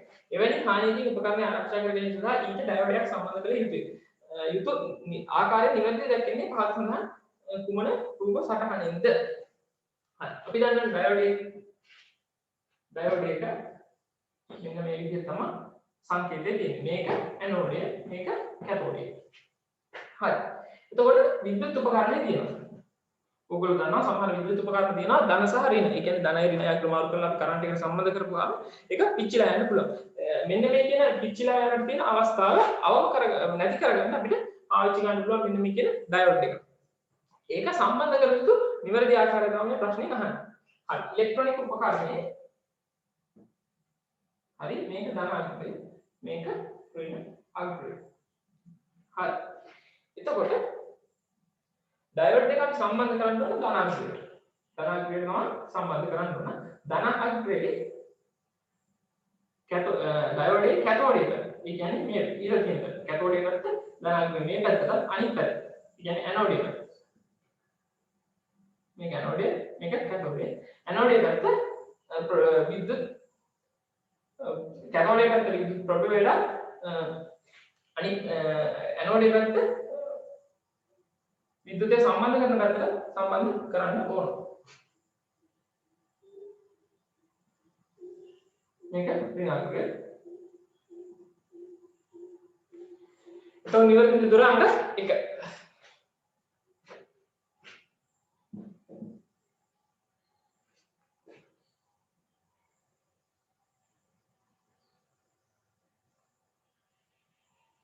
නිවැරදි පිළිතුර අංක 1.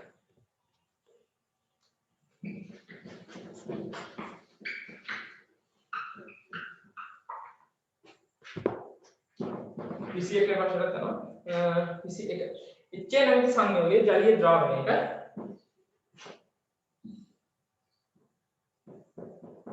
ඉච්ඡේ නැමැති සංයෝගයේ ජලීය ද්‍රාවණයක H+ අයන හා A- අයන ඇත. මෙන්ම OH අයන මෙන්ම විඝටනය වූ HA අණු පවතී. හරි. මේකේ පවතිනවලු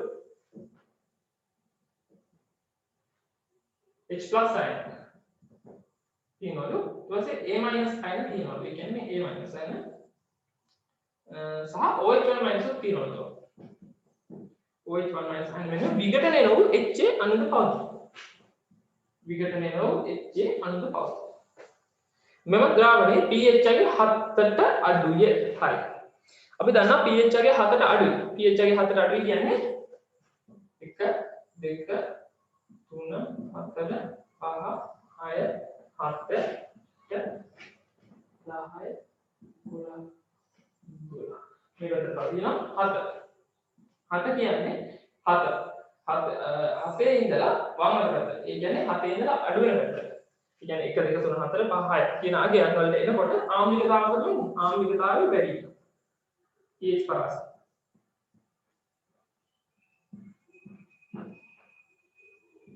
ආම්ලිකතාව මෙන්න මේ පැත්තට වැඩි.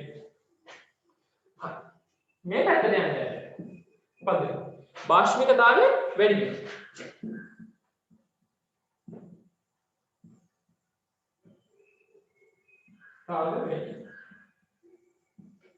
බාෂ්මිකතාවය වැඩි. හරි. මේ ගාණය අපි කියලා දෙන්නේ pH අගය 7කට වඩා අඩුයි. 7කට වඩා අඩුයි කියන්නේ මේ පැත්ත. ඒ කියන්නේ ආම්ලික pH එකක් තියෙනවා. එතකොට ආම්ලික pH එකක් තමයි මෙන්න මේ කියන ද්‍රාවණයට තියෙන්නේ. HA සම්බන්ධයෙන් පහත දී ඇති කුමන ප්‍රකාශ සත්‍ය වේද? හරි. ඉස්සෙල්ලා කියනකොට HA කියනවා. HA විගණනය වෙන්නේ නෙමෙයි. H+ සහ A 1 - 1. හරි. ප්‍රකාශ ටික බලමු. HA ප්‍රබල අම්ලය. හරි. HA ප්‍රබල අම්ලය. ප්‍රබල අම්ලයක් නම් මේ 7ක pH අගය 1 2 අතර පවතිනවා. ඒ කියන්නේ pH අගය මේ පැත්තේ තියෙනවා. එතකොට අනිත් එක HA මේ ප්‍රබල අම්ලයක් නම් ජලය තුලදී සම්පූර්ණයෙන්ම විඝටනයට ලක් වෙනවා. නමුත් මේක අපිට කියලා දෙනවා විඝටනය නොවු HA අගය පවතිනවා කියලා. එතකොට මේක ප්‍රබල අම්ලයක් වෙනවද? නැහැ. ප්‍රබල අම්ලයක් වෙන්නේ නැහැ. විඝටනය නොවු HA අණු පවතිනවා නම් මේක දුබල අම්ලයක්. එතකොට අපිට මෙතන නිගමනයක් ගන්න පුළුවන් මේ HA අණු පවතින නිසා HA කියන්නේ HA අණු විඝටනය වූ ද්‍රාවණයේ පවතිනවා නම් ඒක හින්දා අපි කියනවා මේ HA කියන්නේ දුබල අම්ලයක් කියලා. අම්ලයක් කියලා කියන්නේ මේකේ 7ට වඩා අඩුයි කියන නිසා දුබලයි කියලා කියන්නේ HA අණු විඝටනය වෙච්ච ද්‍රාවණයේ පවතින නිසා අම්ලයක් කියන්නේ pH එකේ 7කට වඩා අඩුයි කියන හින්දා. හරි. එතකොට දෙක දීලා තියෙනවා HA දුබල අම්ලය. ඔව් HA දුබල අම්ලය. එතකොට නිවැරදි පිටුරංක 2.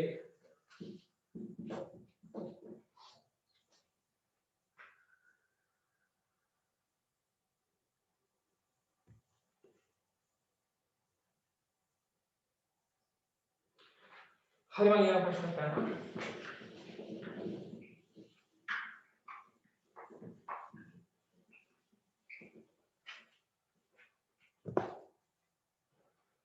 හරි 22 ශිෂ්‍ය කණ්ඩායම විසින් පරිසර අධ්‍යයනයේදී හඳුනාගත් සත්ත්ව විශේෂ කීපයක් හා එම විශේෂ වලට සත්ත්වයන් සංඛ්‍යා පහද දැක්කේ. ගොළු බෙල්ල 5 දෙනයි. සත්ත්ව විශේෂයේ ගොළු බෙල්ල 5 දෙනයි. මට කියන්නේ ගොළු බෙල්ල ඉන්නේ මොන වර්ගයේද? එහෙනම් නැත්නම් වංශයේද?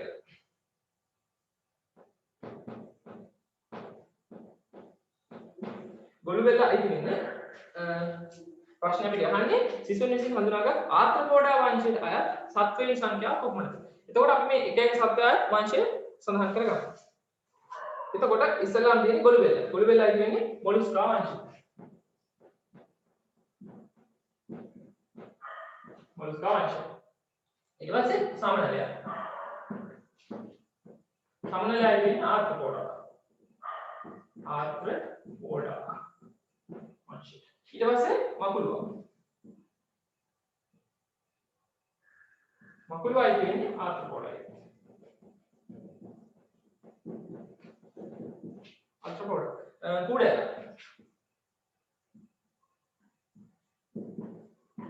කුඩල කියන්නේ ඇනලීඩා වංශය. ඇනලීඩා වංශය. හතර පහ ගෝනුස.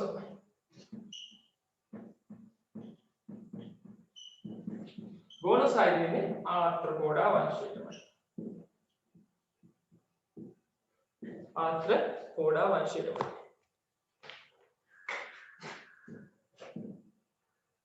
ආර්ථ්‍රෝපෝඩා.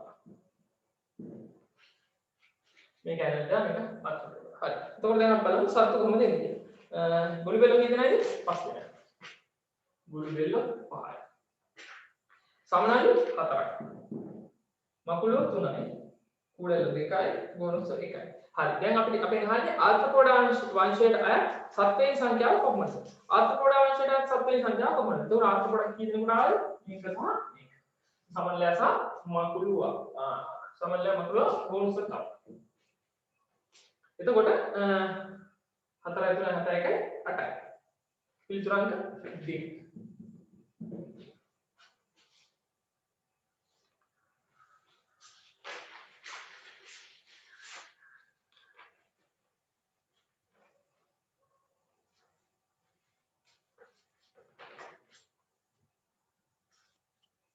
හරි ඊළඟට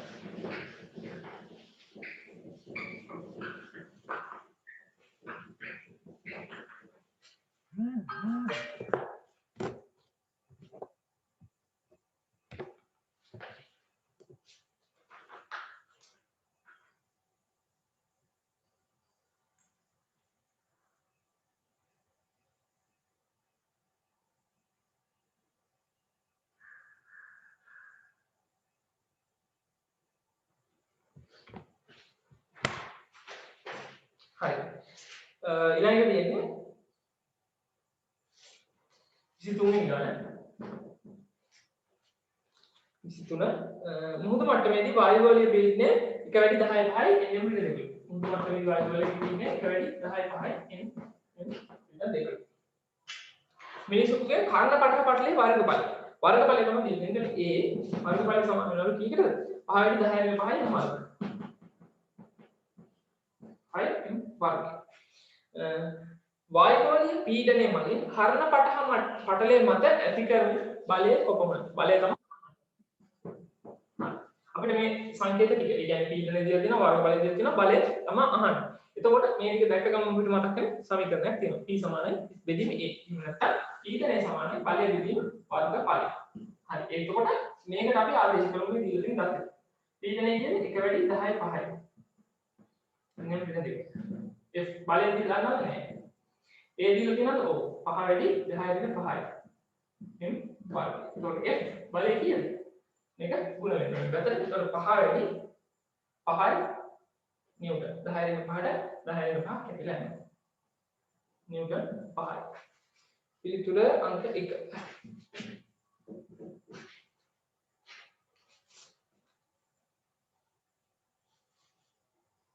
පිළිතුර අංක 1. හරි අපි 24 වෙනි එකට යමු.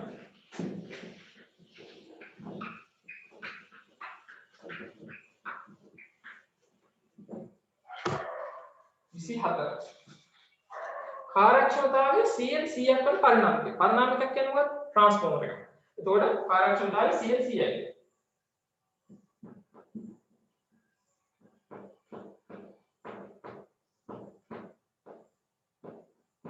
කාර්යක්ෂමතාවය 100%යි. කාර්යක්ෂමතාවය 100%යි කියන්නේ ශක්ති හානියක් සිදු වෙන්නේ නැහැ කියන එක.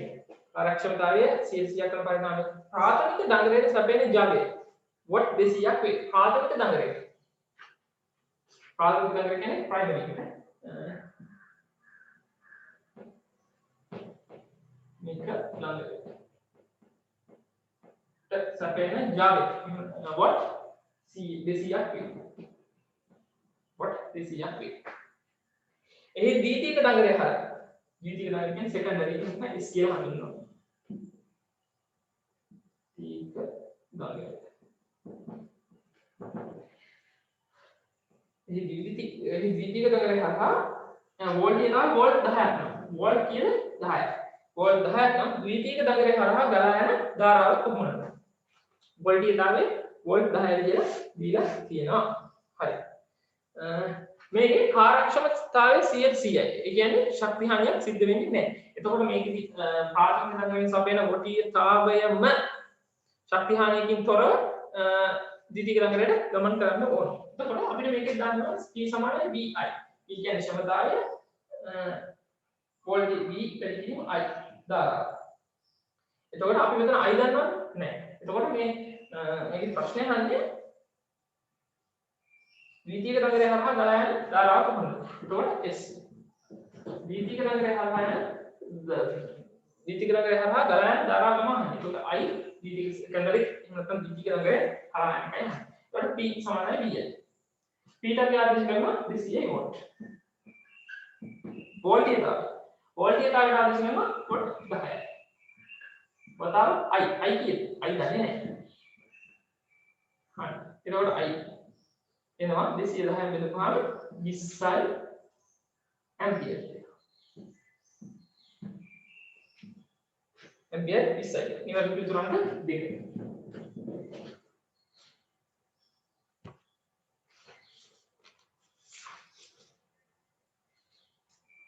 විසි පහ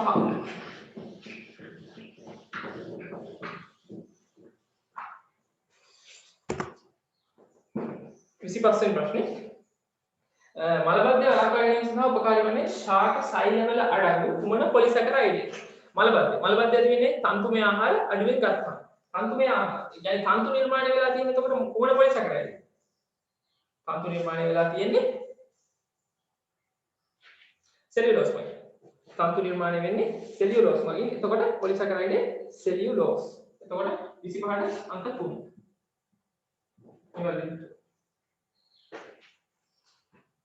හරි 26 නිරෝගී පුද්ගලයෙකුගේ මූත්‍රවල වැඩිපුරම අඩංගු සංඝටකයේ කුමක්ද? නිරෝගී පුද්ගලයෙකුගේ මූත්‍රවල 26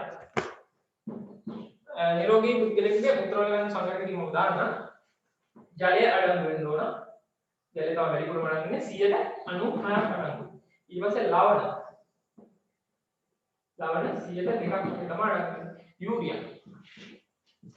යූරියා තරම් වෙනවා 100ට 2ක්. සහ යුරික් අම්ලය සහ ක්‍රියටිනයින් කියනවා ගන්න. යුරික් අම්ලය සහ ක්‍රියටිනයින්. මේවා අංශු මාත්‍රවල.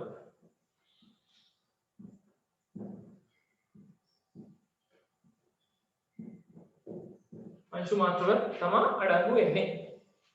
හරි. එතකොට මේකට උත්තරේ කියන්නේ අංක 1. ජලය තමයි වැඩිපුරම අඩංගු වෙන්නේ. ඒකට උත්තරේ අංක 1.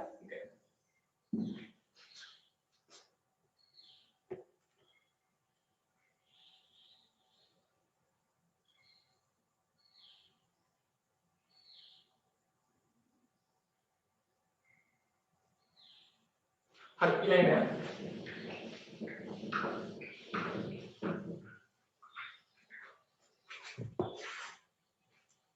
හරි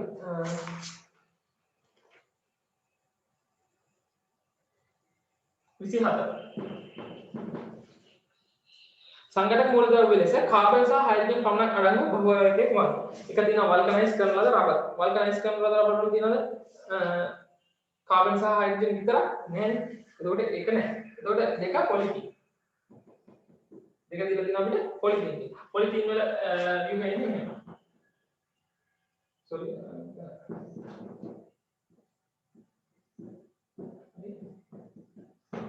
මේ තමයි පොලිතීන් එක. තුනේ ප්‍රමාණය. ටෙෆ්ලොන්. ටෙෆ්ලොන් කියන්නේ ෆ්ලෝරින් පරමාණුක අන්තර්ගත වෙනවා.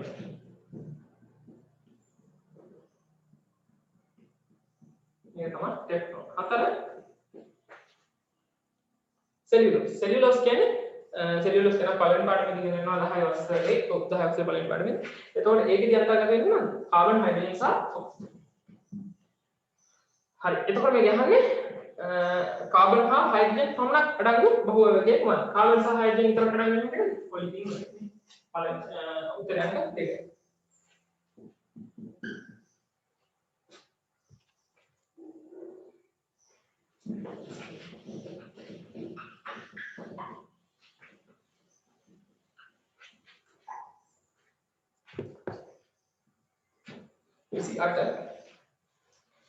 චුම්බක ක්ෂේත්‍රයේ පවරන ලද විද්‍යුත් ධාරාවක් රැගෙන යන සන්නායකයක් මත යෙදෙන බලය ඇසුරෙන් ක්‍රියාත්මක වන උපකරණය කුමක්ද කියලා අහලා තිනවා. සාධාරණ මයික්‍රෝෆෝනේ 2 විදුලි සීනුව 3 පරිණාමකේ 4 සරල ධාරා මෝටර. එතකොට මේකදී අපි දැක්ක ගමන් උත්තරේ ගන්න පුළුවන්. චුම්බක ක්ෂේත්‍රයේ ලබන පවරන ලද විද්‍යුත් ධාරාවක් රැගෙන යන සන්නායකයක් මත යෙදෙන බලය ඇසුරෙන් ක්‍රියාත්මක කරන උපකරණය වෙන්නේ 4 සරල ධාරා මෝටර.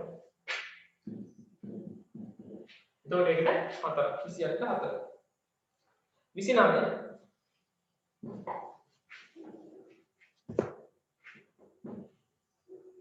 පහත් දැක්වෙන ප්‍රකාශ තුලින් අසත්‍ය ප්‍රකාශය තෝරන්න. කර්ජ තෙල් පිළිපහදුව සඳහා භාගික ආසනයේ භාවිත කෙරේ. කනිත් තෙල් පිළිපහසු සඳහා භාවික ආසවනේ භාවිත කරනවද නැද්ද? භාවික ආසවනේ භාවිත කරනවා. කනිත් තෙල් පිළිපහසු කරන්නේ භාවික ආසවනේ මගින්. කුරුණු තෙල් නිස්සාරණය සඳහා කුමාල ආසවනේ භාවිත කෙරේ. කුරුණු තෙල් නිෂ්පාදනයට කුමාල ආසවනේ තමයි භාවිත කරන්නේ. 3 තරල සාර හා අරිෂ්ඨ නිස්සාරණය සඳහා ද්‍රාවක නිස්සාරණය භාවිත කෙරේ. ඒක සිද්ධ කරන්නේ ද්‍රාවක නිස්සාරණය මගින් තමයි. 4 වාෂ්පශීලී සංඝටක මිශ්‍රණයක් වෙන් කිරීමට වර්ණාලයක ශිල්පයේ භාවිත කෙරේ. වාෂ්පශීලී සංඝටක මිශ්‍රණයක්. වාෂ්පශීලී සංඝටක මිශ්‍රණයක් නිස්සාරණය කරන මේ වර්ණාලයක ශිල්ප ක්‍රමය භාවිත කරන්නේ වාෂ්පශීලී නොවන සංඝටක මිශ්‍රණයක් එකිනෙකට වෙන් කරන්න. එතකොට මේකදී අපිට පැහැදිලි 29 උත්තරේ අංක 4 වාෂ්පශීලී සංඝටක මිශ්‍රණයක් වෙන් කිරීමට වර්ණාලයක ශිල්පයේ භාවිත කෙරේ කියන එක තමයි මෙතන අසත්‍ය වෙන්නේ. 29 4.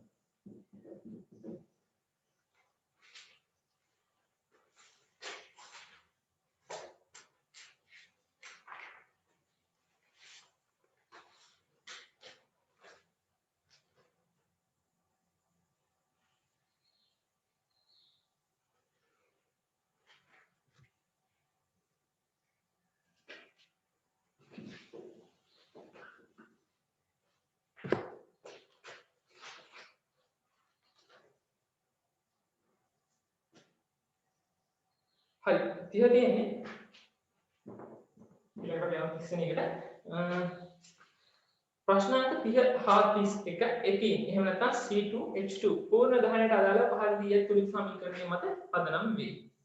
තුලිත සමීකරණය අපිට දීලා තියෙනවා C2H2 gas ඔක්සිජන් එක්ක ප්‍රතික්‍රියා කරනවා. ප්‍රතික්‍රියා කරන හදනවා කාබන් ඩයොක්සයිඩ් දෙකක්. कार्बन डाइऑक्साइड देखाई सह कार्बन डाइऑक्साइड मॉल देखा सह देखाई H2O लिक्विड दाना 10 Ci किलो जूल. हां මේකේ 30 වෙනි ප්‍රශ්නේ විදිහට අහලා තියෙනවා. ඉතින් මවුලයක් පූර්ණ දහනයට ලක් කළ විට සෑදෙන ජලයේ ස්කන්ධය කොහොමද? ඉතින් මවුලයක් පූර්ණ දහනයට ලක් කරනවා. ඉතින් කියනවා C2H2. ඉතින් මවුල එකක් පූර්ණ දහනයට ලක් කළ විට සෑදෙන ජලයේ ස්කන්ධය කොහොමද? ජලයේ නිදෙන්නේ H2O. මේගොල්ලෝ මේකදී අපි කියලා තියෙනවා තුලිත රසායනික සමීකරණේ පදනමේ. එතකොට මේ දීලා තියෙන අපිට තුලිත රසායනික සමීකරණය තමයි. එතකොට අපි මේ සමීකරණය අමුතුවෙන් ආයි තුලිත කරන්න දෙයක් නැහැ. හරි. එතකොට අපි අර කලින් ආයතන කතා කරා වගේ මේකෙදි මවුල අනුපාත සංඛ්‍යාව කියන්න. මවුල අනුපාත ගන්න කියන්න. මෙතන මවුල 1යි. මෙතන මවුල 3යි. මෙතන මවුල කාබන් ඩයොක්සයිඩ් 2යි. ජලයේ මවුල 2යි. හරි. ඒක පැහැදිලි කාබන් ඩයොක්සයිඩ් ඉස්සරහින් තියෙන 2යි. ඒකට ජලයේ ඉස්සරහින් තියෙන 2. ඒකට මෙතන මවුල 2යි. මෙතන මවුල 2යි. මෙතන ඔක්සිජන් ඉස්සරහින් 3 තියෙනවා. ඒකට මවුල 3යි. මෙතන මවුල 1යි. මේ විදිහමනේ ඉතින් මවුලයක්. ඉතින් මවුල එකක් පූර්ණ දහනයට ලක් කළ විට සෑදෙන ජලයේ ස්කන්ධය කොහොමද? ඒතකොට ජලයේ මවුල කීයක් හැදෙනවද එතන? ජලයේ මවුල දෙකක් හැදෙනවා. H2O මවුල දෙකක් හැදෙනවා. දෙකයි මවුල හැදෙනවා. H2O හරි. මවුල දෙකක් හැදෙනවා නම් දැන් අපිට ජලයේ මවුල ගන්න හම්බලා තියෙනවා. ස්කන්ධය තමයි හොයාගන්න ඕනේ. හරි. මේකෙදි අපි කලින් කතා කරපු සමීකරණයක් සූත්‍රයක් වලට කරන්නේ n සමානයි කියන්නේ මවුල ගණන සමානයි m ස්කන්ධය විදින මෞලික ස්කන්ධය. මේ සූත්‍රය තමයි භාවිත කරන්නේ. හරි. අපි මේක දැන් ආදේශ කරමු. n දීලා තියෙනවා කියන්නේ මවුල දෙකයි. m කියන්නේ අදාළ ස්කන්ධය. අපිට අදාළ ස්කන්ධය තමයි අපේ උත්තරේ විදිහට බලාපොරොත්තු වෙන්නේ. සෑදෙන ජලයේ ස්කන්ධය කොහොමද කියන්නේ? ඒක. එතකොට බලාපොරොත්තු වෙන්නේ ඒක තමයි. m කියන්නේ මෞලික ස්කන්ධ. ජලයේ මෞල එකක ස්කන්ධ. එතකොට දැන් මෙතනදී අපිට දීලා තියෙනවා හයිඩ්‍රජන් 1යි ගායන දීලා තියෙනවා 1යි C12යි O10. එතකොට ජලයේ සූත්‍රය H2O. හරි. අපි මේකේ මෞලික ස්කන්ධේ පාගමු. හයිඩ්‍රජන් 2යි. එතකොට එක වෙලෙදී තියෙන 2. ඔක්සිජන් වලට තියෙන 16. ධන 16. එක වැඩි කිරීම දෙක 2යි ධන 16යි උඩ යන්නේ 18යි ස්කන්ධය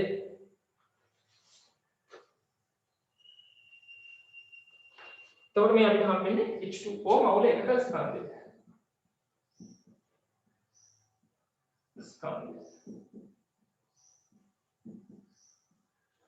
ජලය මවුල එකක ස්කන්ධය මේක හදාගන්න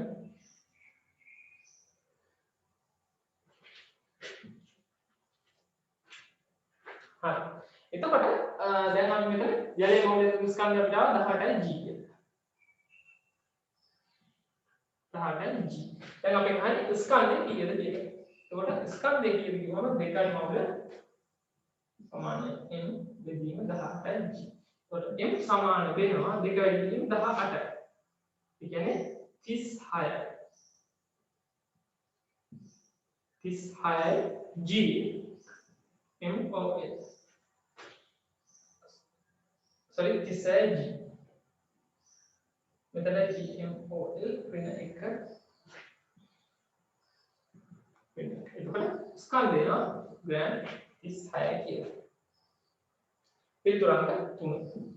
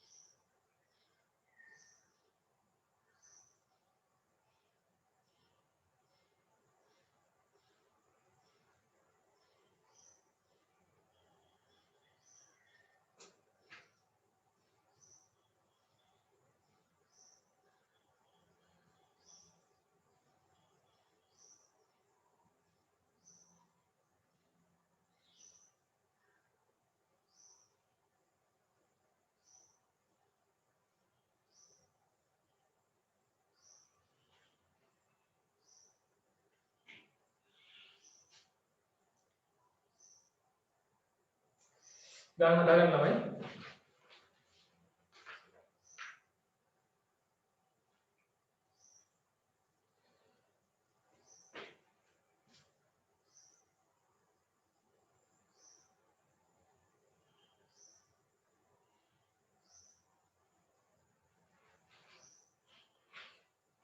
හරි ගාන හදාගෙන ඉවරද ඉවර නම් මැසේජ් එකක් දාන්න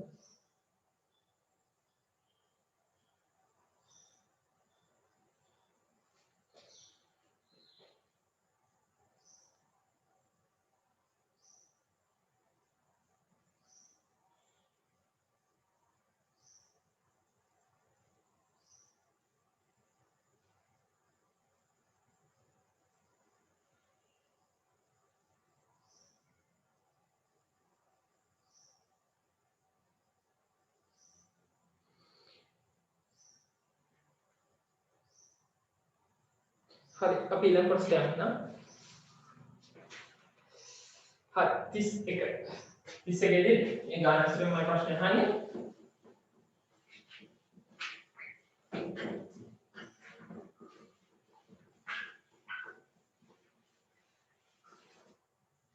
හරි 31.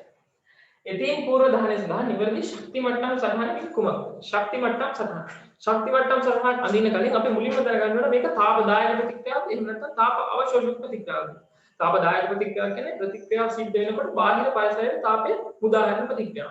තාප අවශෝෂක ප්‍රතික්‍රියාව කියන්නේ ප්‍රතික්‍රියාව සිද්ධ වෙන්න නම් ඒ ප්‍රතික්‍රියාවකට ශක්තියක් උරා ගන්න ඕන. ඒක තමයි තාප අවශෝෂක ප්‍රතික්‍රියාවක් කියලා කියන්නේ.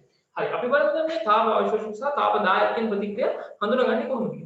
අපිට දැන් මේ පේපර් එකේ දීලා තියෙන සමීකරණ තියෙනවා. ඒ කියන්නේ සමීකරණේ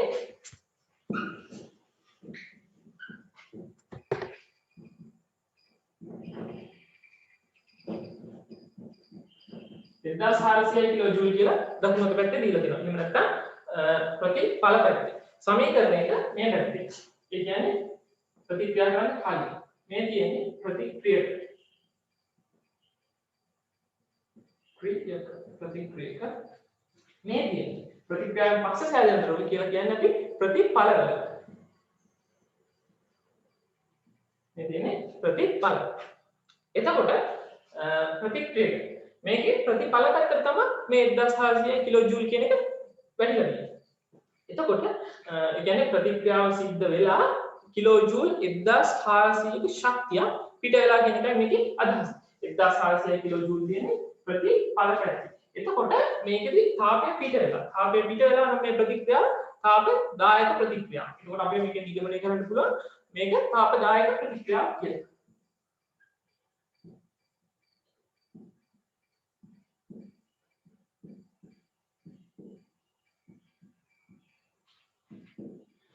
යම්කිසි සමීකරණයක දකුණු අත පැත්තට එහෙම නැත්නම් ප්‍රතික්‍රියක පැත්තට ශක්තිය අර වගේ කිලෝ ජූල් වලින් ශක්තිය දීලා තිබ්බොත් ඒක තාප අවශෝෂක ප්‍රතික්‍රියාව.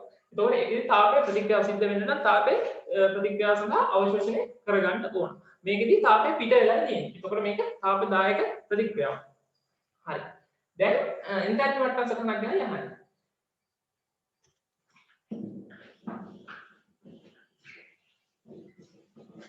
තවදක් කියනවා මේකෙදි තාපදායක ප්‍රතික්‍රියාවක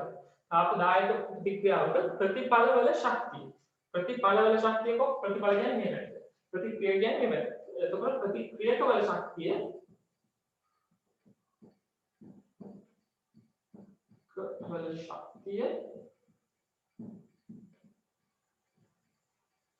ප්‍රතිඵලවල ශක්තියට වඩා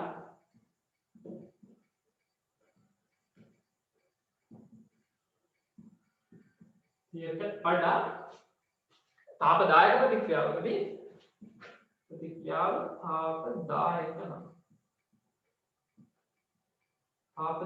නම් ප්‍රතික්‍රියකවල ශක්තිය ප්‍රතිඵලවල ශක්තියට වඩා තාපදායක කියන්නේ තාපේ පිට වෙනවා නම් ප්‍රතික්‍රියකවල ශක්තිය ප්‍රතිඵලවල ශක්තියට වඩා අනිවාර්යයෙන්ම වැඩි. එතකොට තාපදායක ප්‍රතික්‍රියාවක ප්‍රතික්‍රියකවල ශක්තිය ප්‍රතිඵලවල ශක්තියට වඩා වැඩි වෙන්න ඕන. හරි. එන්තැල්පි මට්ටම් සටහන. එන්තැල්පි මට්ටම් සටහන. උදාහරණ සිරස් අක්ෂය දිගේ අපි දක්වන්නේ ශක්තිය. ශක්තිය තමයි සිරස් අක්ෂය දක්වන්නේ. හරි. ඊට පස්සේ ශක්තිය වැඩි යන්නේ. ඒ කියන්නේ ශක්තිය වැඩි යන දක්වන්නේ මේ විදිහට උඩින්. ශක්තිය අඩුව ගැන දක්වන්නේ අපි මේ පහළින්. වැඩි යකින් වඩා අඩු. හැම විටම සිරස් අක්ෂය දිගේ ඉහළට ශක්තිය වැඩි. ඒ කියන්නේ අගයන් වැඩි. පහළට අගයන් අඩු. එතකොට දැන් මේක යන්නේ මේ ප්‍රතික්‍රියාව අපි ඉස්සලාම් තීරණය කරන්නේ තාපදායක ප්‍රතික්‍රියාවක් කියලා. තාපදායක ප්‍රතික්‍රියාවක් නම් මේකේ ප්‍රතිඵලවල ශක්තිය මොකද වෙන්නේ? ප්‍රතිඵලවල ශක්තිය ප්‍රතික්‍රියාවල ශක්තියට වඩා අඩු වෙනවා. එතකොට ප්‍රතිඵල එන්න ඕන පහළට. මෙන්න මේක තමයි ප්‍රතිඵල එන්න ඕන. හරි. ප්‍රතිඵල මොනවද? කාබන් ඩයොක්සයිඩ් යන දෙකයි. මොකද දෙකයි? කාබන් ඩයොක්සයිඩ් දෙකයි. ජලය දෙකයි. H2O ජලය දෙකයි. හරි. ඊට පස්සේ ප්‍රතික්‍රියක කියන්නේ C2H2 එහෙම නැත්නම් ethane සහ 3 ඔක්සිජන් 3 ඔක්සිජන් O2 gas. හරි. මේකෙදි ශක්ති සංක්‍රමණය සිද්ධ වෙන්නේ මෙහෙම. එතකොට ශක්තිය පිට වෙලා යනවා කොච්චරද? 1400 කිලෝ ජූල්. හරි. මේ 1400 කිලෝ ජූල් කියන එක අදාළ වෙන්නේ නැහැ නේද? මම ඒක දැනගන්නයි දෙන්නේ. එතකොට මේකදී අපිට මේ විදිහට ඇනිච්ච සටහනක් තියෙනවා. මොකද්ද? පිළිතුර අංක දෙකේ තියෙනවා මේ විදිහට ඇනිච්ච සටහන. එතකොට මේක නිවැරදි පිළිතුර වෙන්නේ අංක 2. මේක මොකක් හරි අපහසු දෙයක් තියෙනවා නම් මැසේජ් එකක් දාන්න. මේක අරගන්න.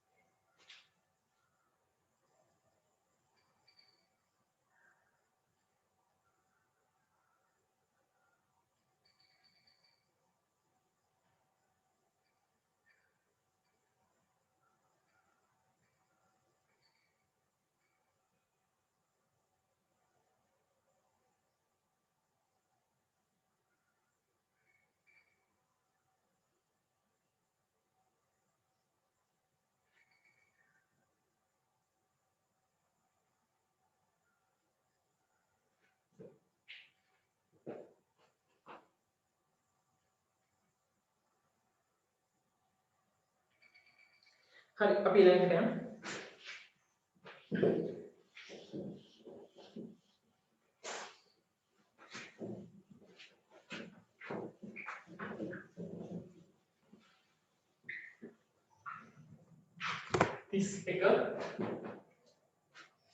තිස්සක තියෙන්නේ දියැලක් පාමුල වායු බුබුළු සහිත ජලයේ පීනන මිනිසෙකු දිය කිරීමට ඇති ඉඩකට වැඩි. මීට හේතුව කුමක්ද? එක දීලා තියෙනවා ජලය මගින් යෙදෙන උඩුකුරු තෙරපුම වැඩි වීම. දෙක දීලා තියෙනවා ජලය මගින් යෙදෙන උඩුකුරු තෙරපුම අඩු වීම. තුන වැඩි වායු ප්‍රමාණයක් ජලයේ දියවි පැවතීම ජලයේ උෂ්ණත්වය අඩු වීම. මේකට පිළිතුර එන්නේ පිළිතුර අංක 2.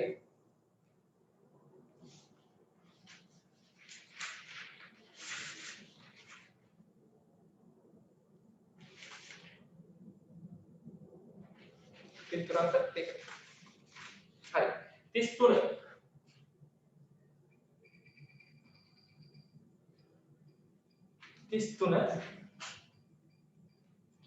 ශබ්ද විකාශකයකින් නිකුත් වන ධ්වනි තරංගයක් වාතය තුළින් ප්‍රචාරණය වීමේදී තරංගයේ එක තියෙනවා සංඛ්‍යාත අඩුවේ, දෙක තියෙනවා ප්‍රවේගය අඩුවේ, තුන තියෙනවා තරංග ආයාමය අඩුවේ, හතර තියෙනවා විස්තාරය අඩුවේ. එතකොට ධ්වනි තරංග අපි තරංග වල අන්වායන තරංග සහ තීරයක් තරංග කියලා තරංග දෙකක් ගැන කතා කරනවා. එතකොට මේ දෙකක් ගැන කතා කරද්දී මෙතන ධ්වනි තරංගයි කියනවා. අන්වායන තරංග වල ධ්වනි තරංග අන්වායාම තරංග විශේෂයට තමයි අයිති වෙන්නේ. එතකොට මේ අන්වායාම තරංග ඝන ද්‍රව වායු කියන ප්‍රචාරණ මාධ්‍ය තුන ඔස්සේම ප්‍රචාරණය වෙනවා. ඝන ද්‍රව වායු ද්‍රව සහ වායු. හරි. එතකොට තව මේ අන්වායාම තරංග වලට විශේෂිත ලක්ෂණයක් තියෙනවා. මොකක්ද? සංපීඩන සහ විරලන ඇති වෙන තරංග.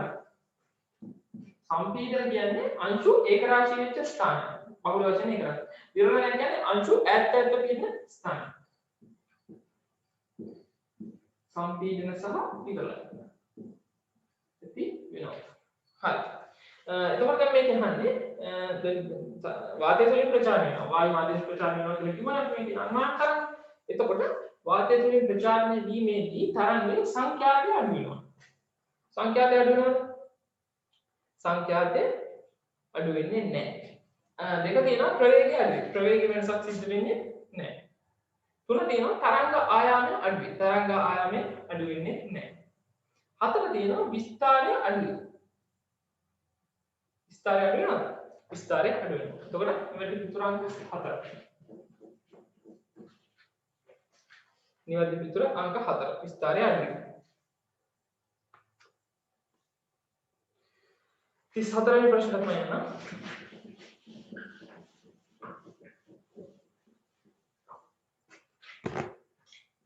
34.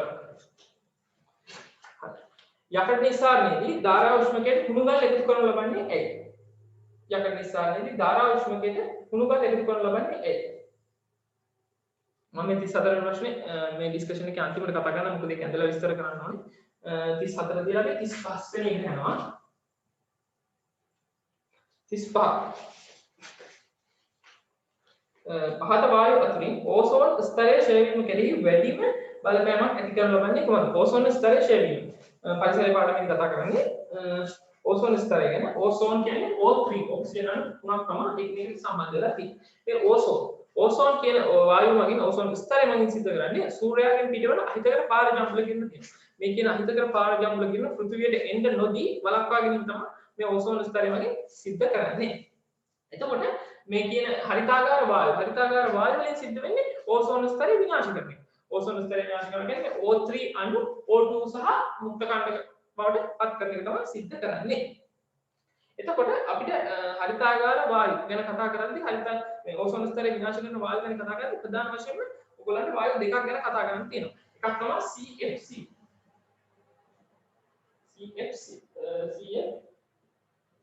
ක්ලෝරෝෆ්ලුරෝකාබන් කියන වායුව තමයි එක. අනිත් එක තමයි NO නයිට්‍රික් ඔක්සයිඩ්. එතකොට මේකේ ප්‍රධාන වශයෙන්ම වැඩිපුර O3 ස්තරය විනාශ කරන්න ඕසෝන් ස්තරය විනාශ කරන්න දායක වෙන වායුව තමයි ක්ලෝරෝෆ්ලුරෝකාබන්. එතකොට පිළිතුර පිළිතුරංක 1 CFC වායු. මේක අපිට NO2 වායු, CH4 වායු, කාබන් ඩයොක්සයිඩ් වායු. එතකොට නිවැරදි පිළිතුර වෙන්නේ පිළිතුරංක 1 CFC.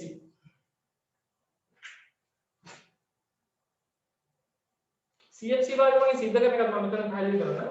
CFC වායු වගේ සිද්ධ කරන්නේ CFC වලින් සූර්ය ශක්තිය අවශෝෂණය කර ගන්නවා.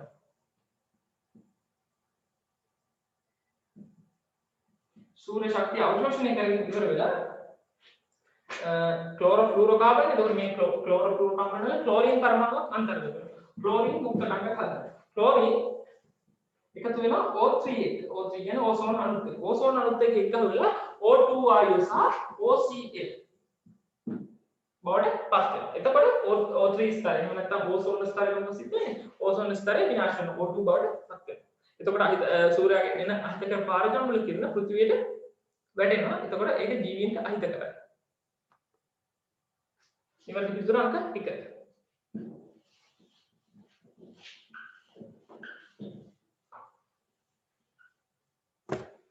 This high.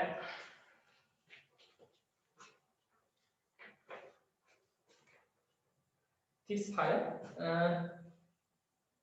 මෙහෙම කියලා තියෙනවා නියෝන් 20 10. නියෝන් 20 10 පරමාණු හා සෝඩියම් 11 23. නියෝන් 20 10 සෝඩියම් 11 23. සාධනාවක් එක තමයි සම්බන්ධයෙන් සත්‍ය ප්‍රකාශය කරනවා. හරි. අපි ඉස්සෙල්ලා මේක බලමු නියම. මේ විදිහට දීලා තිබ්බම අපි නියෝන්ම ගමුකෝ නියෝන් 20 10. මේකේ මේ 20යි කියලා දෙන්නේ. 20යි කියලා දීලා තියෙන්නේ ප්‍රෝටෝන සහ ස්කන්ධ ක්‍රමාංක. ස්කන්ධ ක්‍රමාංක කියන්නේ පැහැදිලි මෙතන දීලා තියෙන්නේ. ස්කන්ධ ක්‍රමාංක කියන්නේ ප්‍රෝටෝන සහ නියුට්‍රෝන වල එකතු. මෙතන දීලා තියෙන්නේ පරමාණු ක්‍රමාංකය. මේක ස්කන්ධ ක්‍රමාංකය. මේක පරමාණු ක්‍රමාංකය. පරමාණු ක්‍රමාංකය. හරි. පරමාණු ක්‍රමාංකය මෙතන දීලා තියෙන්නේ 10 කියලා. පරමාණු ක්‍රමාංකය කියන්නේ මේකේ තියෙන ඉලෙක්ට්‍රෝන සංඛ්‍යාවේ එකතුව. ඉලෙක්ට්‍රෝන සංඛ්‍යාව. E. හරි. අපි රසායන විද්‍යාවේ ඉගෙන ගන්නවා මෙහෙම සූත්‍ර මෙහෙම දීපුවාම ඉලෙක්ට්‍රෝන සංඛ්‍යාව E සමාන වෙනවලු P ට. ඒ කියන්නේ ඉලෙක්ට්‍රෝන සංඛ්‍යාව සමාන වෙනවලු ප්‍රෝටෝන සංඛ්‍යාවට. හරි. දැන් අපිට මේ සූත්‍රේ බලමු. හරි. P දැනෙන් කියන්නේ 20යි. P දැනෙන් 20යි. E සමානයි කියන්නේ 10යි. E සමාන වෙනවලු තව P ට. එතකොට P කියන 10යි. එතකොට අපිට නියුට්‍රෝන සංඛ්‍යාව බලන්න පුළුවන්. 20න් 10ක් අඩුවෙච්චාම 20න් 10 ගියහම 10යි උත්තරය. නියුට්‍රෝන සංඛ්‍යාව 10යි. ඒ කියන්නේ මම මේ නියෝන්ට අදාළව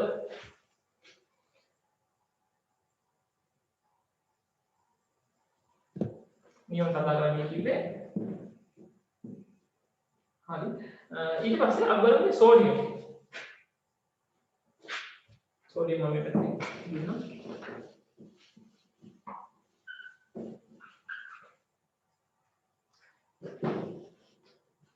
මේ කිව්වේ නියෝන් 20යි 10යි. හරි. සෝඩියම් වල තියලා තියෙන්නේ 23යි 11යි. හරි. මේකේ ඒ වුණාට සෝඩියම් සෝඩියම් මත තියෙන ධන ආරෝපණය. මේ ධන ආරෝපණය කියන්නේ මොකක්ද? ඉලෙක්ට්‍රෝනයන්ට ප්‍රෝටෝන. ප්‍රෝටෝන. ධන ආරෝපණය කියන්නේ ප්‍රෝටෝන. එතකොට අපි මේක බලමු. මෙතන දීලා තියෙන ස්කන්ධ ක්‍රමාංකයමයි P ධන n වල එකතු. මේකේ P ධන n 20යි. 23යි. P ධන n 23යි. ඉලෙක්ට්‍රෝන සංඛ්‍යාව 11යි කියලා දීලා තියෙනවා. ඉලෙක්ට්‍රෝන සංඛ්‍යාව 11යි කියලා දීලා තියෙනවා. නමුත් මේකේ ධන ආරෝපණයක් තියෙනවා. ධන ආරෝපණයක් කියන්නේ ප්‍රෝටෝනයක් තියෙනවා මෙතන. එතකොට ඉලෙක්ට්‍රෝන සංඛ්‍යාව එකක් අඩු වෙනවා. ඒ කියන්නේ ප්‍රෝටෝන කියන්නේ ධන ආරෝපණ, ඉලෙක්ට්‍රෝන කියන්නේ ඍණ ආරෝපණ. එතකොට මෙතන ධන ආරෝපණයක් තියෙනවා. මෙතන 11 තිබ්බකින් එකක් අඩු වෙන්න ඕන. ධන ආරෝපණය අඩු වෙන්න ඕන. ධන ආරෝපණ එකක් අඩු වෙන්නේ. එතකොට ධන ආරෝපණ එකක් අඩු වෙච්චාම එකක් අඩු වෙනවා. අඩු වුණාම උත්තරේ එනවා. ඉලෙක්ට්‍රෝන 10යි කියලා. හරි. ඉලෙක්ට්‍රෝන 10යි.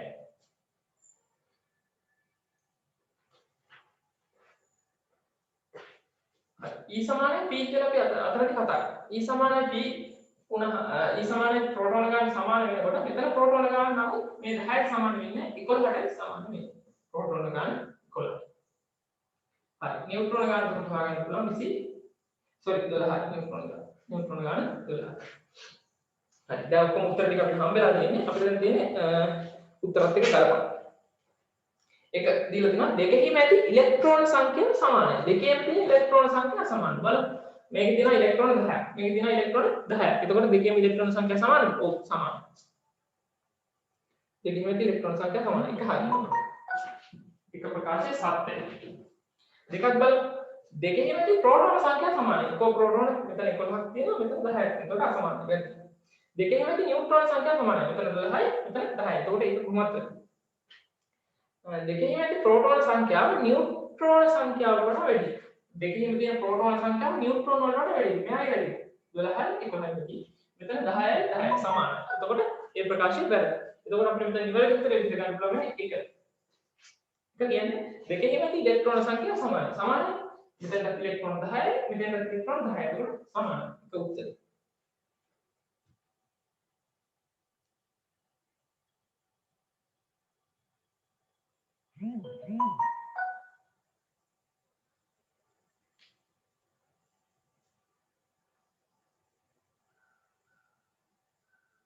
हर कभी नहीं है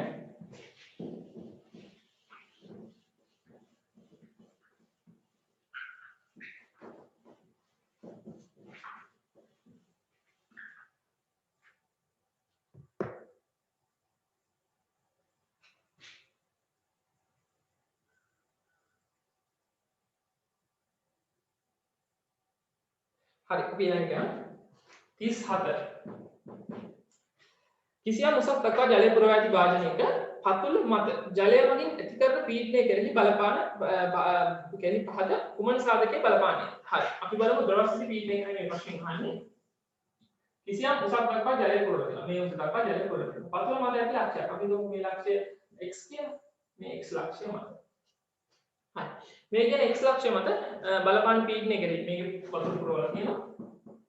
එතකොට මේ x ලක්ෂය මත බලපාන පීඩනය කෙරෙහි පීඩනය බලපාන්නේ කොහොමද? එහෙනම් නැත්නම් පීඩනය ගණනය කරන්නේ කොහොමද කියලා අපි සමීකරණයකින් ඉගෙන ගන්නවා. ද්‍රවස්ථිති පීඩනය P සමානයි h rho g. P කියන්නේ මේ අදාළ ලක්ෂයේ පීඩනය. Px කියලා අපි හඳුන්වන්න පුළුවන්. h කියන්නේ ද්‍රව කඳේ උස. මේ කියන මෙතන වෙනකන් ද්‍රව කඳේ උස තමයි අපි h කියලා හඳුන්වන්නේ.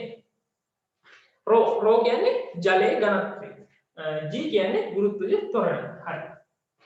එතකොට මේ කියන්නේ ජලය මගින් ඇති කරන පීඩනය කෙරෙහි පාද කුමන සාධකයේ බලපාන්නේද කියලා. මොන සාධකයේ බලපාන්නේ කියලා. ජලයේ පරිමාණය.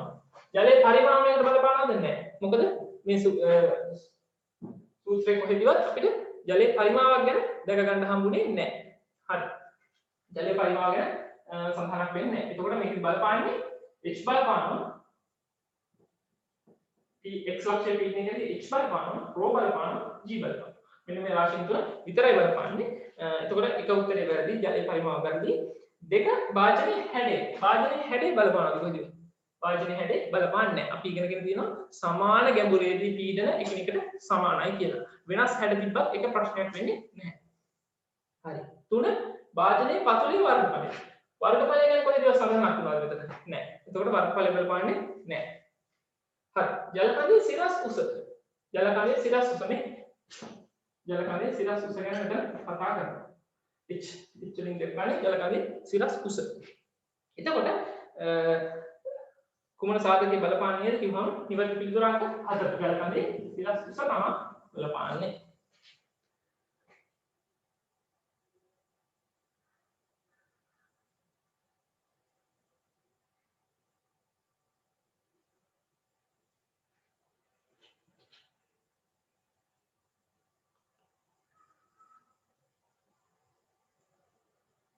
सिरास हल ඊළඟට යමු 38 වෙනි ප්‍රශ්නේ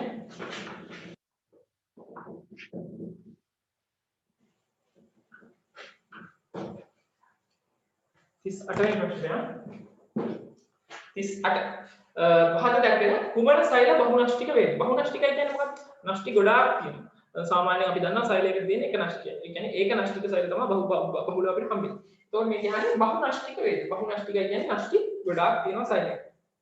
හරි. බලමු එකින් එක තමයි. මේක එක තියෙනවා රතු රුධිර සෛල. රතු රුධිර සෛල වල නෂ්ටි තියෙනවද? නෂ්ටි නැහැ. රතු රුධිර සෛල. සෛල වලට නෂ්ටි නැත. නෂ්ටි නැත. රතු රුධිර සෛල වලට නෂ්ටි නැහැ. දෙක.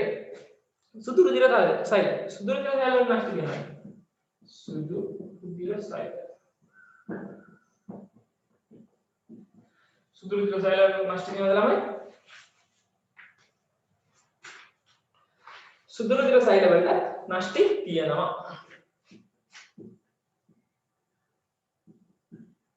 නෂ්ටි ඇත. අපි නියුට්‍රොෆිල, බේසොෆිල, ඉෝසිනොෆිල සහ ලිම්ෆොසයිට එහෙම නැත්නම් වසා සෛල කියලා ඉගෙන ගන්නවා මේ සුදු රුධිර සෛල. එතකොට ඒවට නෂ්ටි තියෙනවා. හරි. ඊට පස්සේ අහන්නේ කංකාලපේශි සෛල. කංකාලපේශි සෛල නමුත් මෙහෙම ප්‍රශ්නයක් තියෙනවා මෙතන. මේකේ නෂ්ටි නැහැ, මේකේ නෂ්ටි තියෙනවා. ඊළඟ එක මේක අහන්නේ බහු නෂ්ටිකද කියලා. ඒ කියන්නේ එක සෛලයක් ඇතුළේ නෂ්ටි ගොඩක් තියෙනවා කියන එක ඉතින් අහන්නේ. එතකොට කංකාලපේශි සෛල තුන දීලා තියෙන කංකාලපේශි සෛල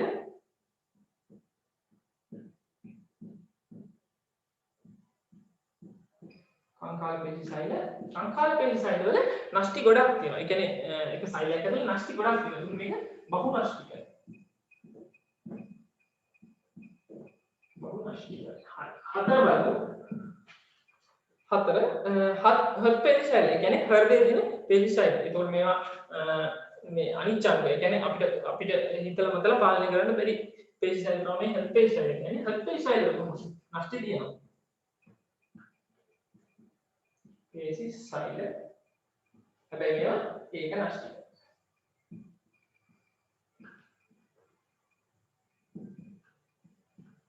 ඒක නෂ්ටිකයි. ඒක නෂ්ටිකයි. එතකොට මෙතන බහු නෂ්ටික මොකක්ද කියලා ලැබෙන්නේ? බහු නෂ්ටික කංකාලපේශි සෛල නිවැරදි විතර අංක 3. නිවැරදි විතර අංක 3.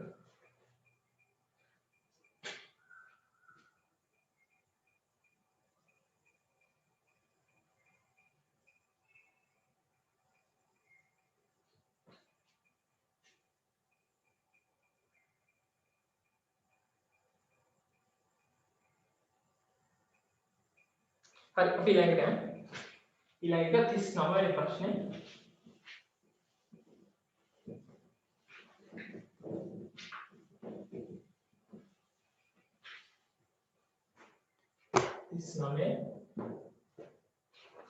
හරි 39 යන්නේ ද්‍රව ජල වාෂ්ප ලෙස වාතයට ගමන් ගන්න ආකාර දෙක වන්නේ නැතිව සහ වාෂ්පීභවනය. ඒවා සම්බන්ධ පහත ප්‍රකාශ වූ අසත්‍ය ප්‍රකාශය කුමක්ද? මේ ප්‍රශ්නෙට මම කතා කරන්නේ නැහැ. මොකද මේ ප්‍රශ්නේ වැරදි ප්‍රශ්නයක්. ඒ කියන්නේ ප්‍රශ්නේ හැම එක්කම මේකේ පරිවර්තන දෝෂයක් හින්දා හරි මේකට ඕල්. ඒ කියන්නේ මොකයි කිව්වත් ඔයගොල්ලන්ට උත්තරේට ලකුණු හම්බ වෙනවා. ඒකින්ද 39 ට උත්තරේ ඕල් එකකට ලකුණු හම්බ වෙනවා මේකෙදි.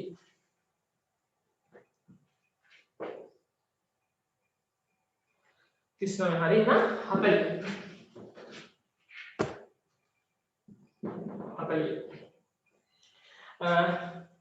ආහාර සැතපුම කෙටි කර ගැනීමෙහි අරමුණ වන්නේ ආහාර සැතපුම. අපි ආහාර සැතපුම කියලා ගැන කතා කරන්නේ මොකද්ද? කිසියම් ආහාරයක ඒකක ස්කන්ධයක් එය නිපදවන ස්ථානයේ සිට පරිභෝජනය කරනු ලබන ස්ථානය දක්වා ගෙන යන දුර එම ආහාරයේ සැතපුම වගේ කියලා අපි හඳුන්වනවා. ඒ කියන්නේ නිෂ්පාදනය කරන ස්ථානයේ ඉඳලා ඒක පරිභෝජනය කරන ස්ථානය දක්වා ගෙවා යන දුර තමයි ඒකේ ගෙවා යන දුර තමයි අපි සැතපුම වගේ කියලා හඳුන්වන්නේ. හරි. එතකොට මේක අහන්නේ ආහාර සැතපුම කෙටි කර ගැනීමේ අරමුණ වන්නේ කොහොමද? උත්තර 1 දීලා තියෙනවා දේශීය ආහාර පරිභෝජනයේ ජනතාව වැඩි වශයෙන් යොමු කරවීමයි. 2 දීලා තියෙනවා ගුණාත්මක බලයෙන් යුතු ආහාර පරිභෝජනයට අවස්ථාව ලබා ගැනීමයි. 3 දීලා තියෙනවා ප්‍රාදේශීය වශයෙන් නිෂ්පාදනය කරන ආහාර වලට වැඩි ඉල්ලුමක් ඇති කිරීමයි. 4 තියෙනවා ආහාර ප්‍රවාහනයේදී වැය වෙන ඉන්ධන ප්‍රමාණය අවම කර ගැනීමයි.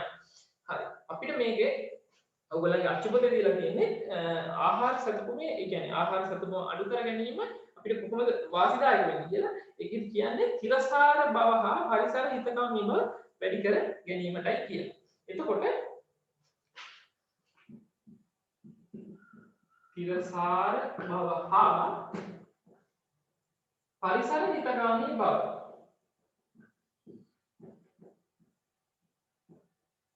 හිතකාමී බව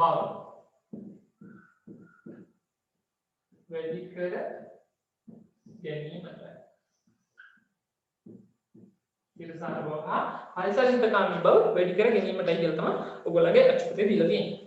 එතකොට මේ අදහසත් එක්ක මේකේ තියෙන උත්තර හතර ගලපද්දී අපිට ගන්න යන්න පුළුවන් උත්තරයක තියෙන්නේ ආහාර ප්‍රවාහනයේදී වැයවන ඉන්ධන ප්‍රමාණය අවම කර ගැනීමයි කියන පිළිතුර. එතකොට නිවැරදි පිළිතුර මේක විදිහට බාරගන්න වෙන්නේ අපිට අංක 4.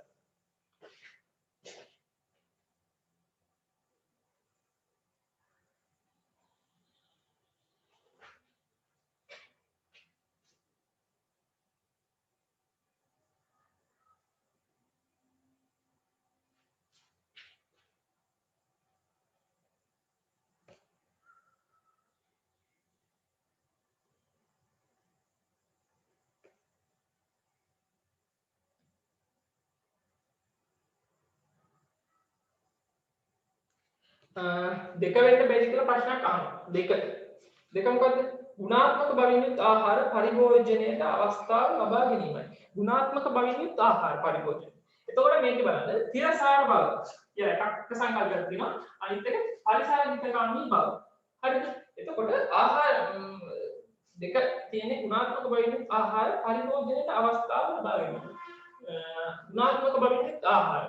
එතකොට ඒකෙන් කියවෙනවද තිරසාර බව ගැනවත් පරිසර හිතකාමී බව ගැන. ඒ කියන්නේ ගුණාත්මක ආහාර පරිභෝජනය. තිරසාර බව ගැන අදහසක් කියවනවද ඒකෙන්? ඒකෙන් හැදිලි වෙන ප්‍රමාණය අඩුයි. ඒ කියන්නේ ගුණාත්මක බලමින් ආහාර පරිභෝජනයට අවස්ථාව ලබා ගැනීම කියන එකට අපිට ඔප්පු කරන්න තියෙන හැකියාව අඩුයි මේ තිරසාර බව කියන සංකල්පය ඇතුළේ. එතකොට ආහාර ප්‍රවාහනයේදී වැය වෙන ඉන්ධන ප්‍රමාණය අවම කර ගැනීමයි කියලා කියනකොට පරිසර හිතකාමී. එයි කියන්නේ ආහාර ප්‍රවාහනයේ සිදුවන ඉන්ධන පරිභෝජනය වැඩි. එහෙම නැත්නම් පෙට්‍රල් යූස් කරනවා වැඩි. එහෙම නැත්නම් ඩීසල් යූස් කරනවා වැඩි කියන්නේ අනිවාර්යෙන්ම වායු ගෝලයට එකතු වෙන කාබන් ඩයොක්සයිඩ්, කාබන් මොනොක්සයිඩ් වගේ විෂ වායුන්ගේ ප්‍රමාණය වැඩි වෙනවා. එතකොට ප්‍රමාණය වැඩි වෙනවා කියන්නේ පරිසර හිතකාමී බවට ඒක බලපෑමක් කරනවා. පරිසර හිතකාමී බවට අඩුවෙන් තමයි එතකොට දායක වෙන්නේ. එතකොට අපිට එතනදී මේකෙන් හතරවෙනි උත්තරේ ආහාර ප්‍රවාහනයේදී වෙන ඉන්ධන ප්‍රමාණය අවම කර ගැනීමයි කියන එක යම් තාක් දුරට ගැලපෙනවා. ඒකයි අපි හතරවෙනි උත්තරේට යන්නේ.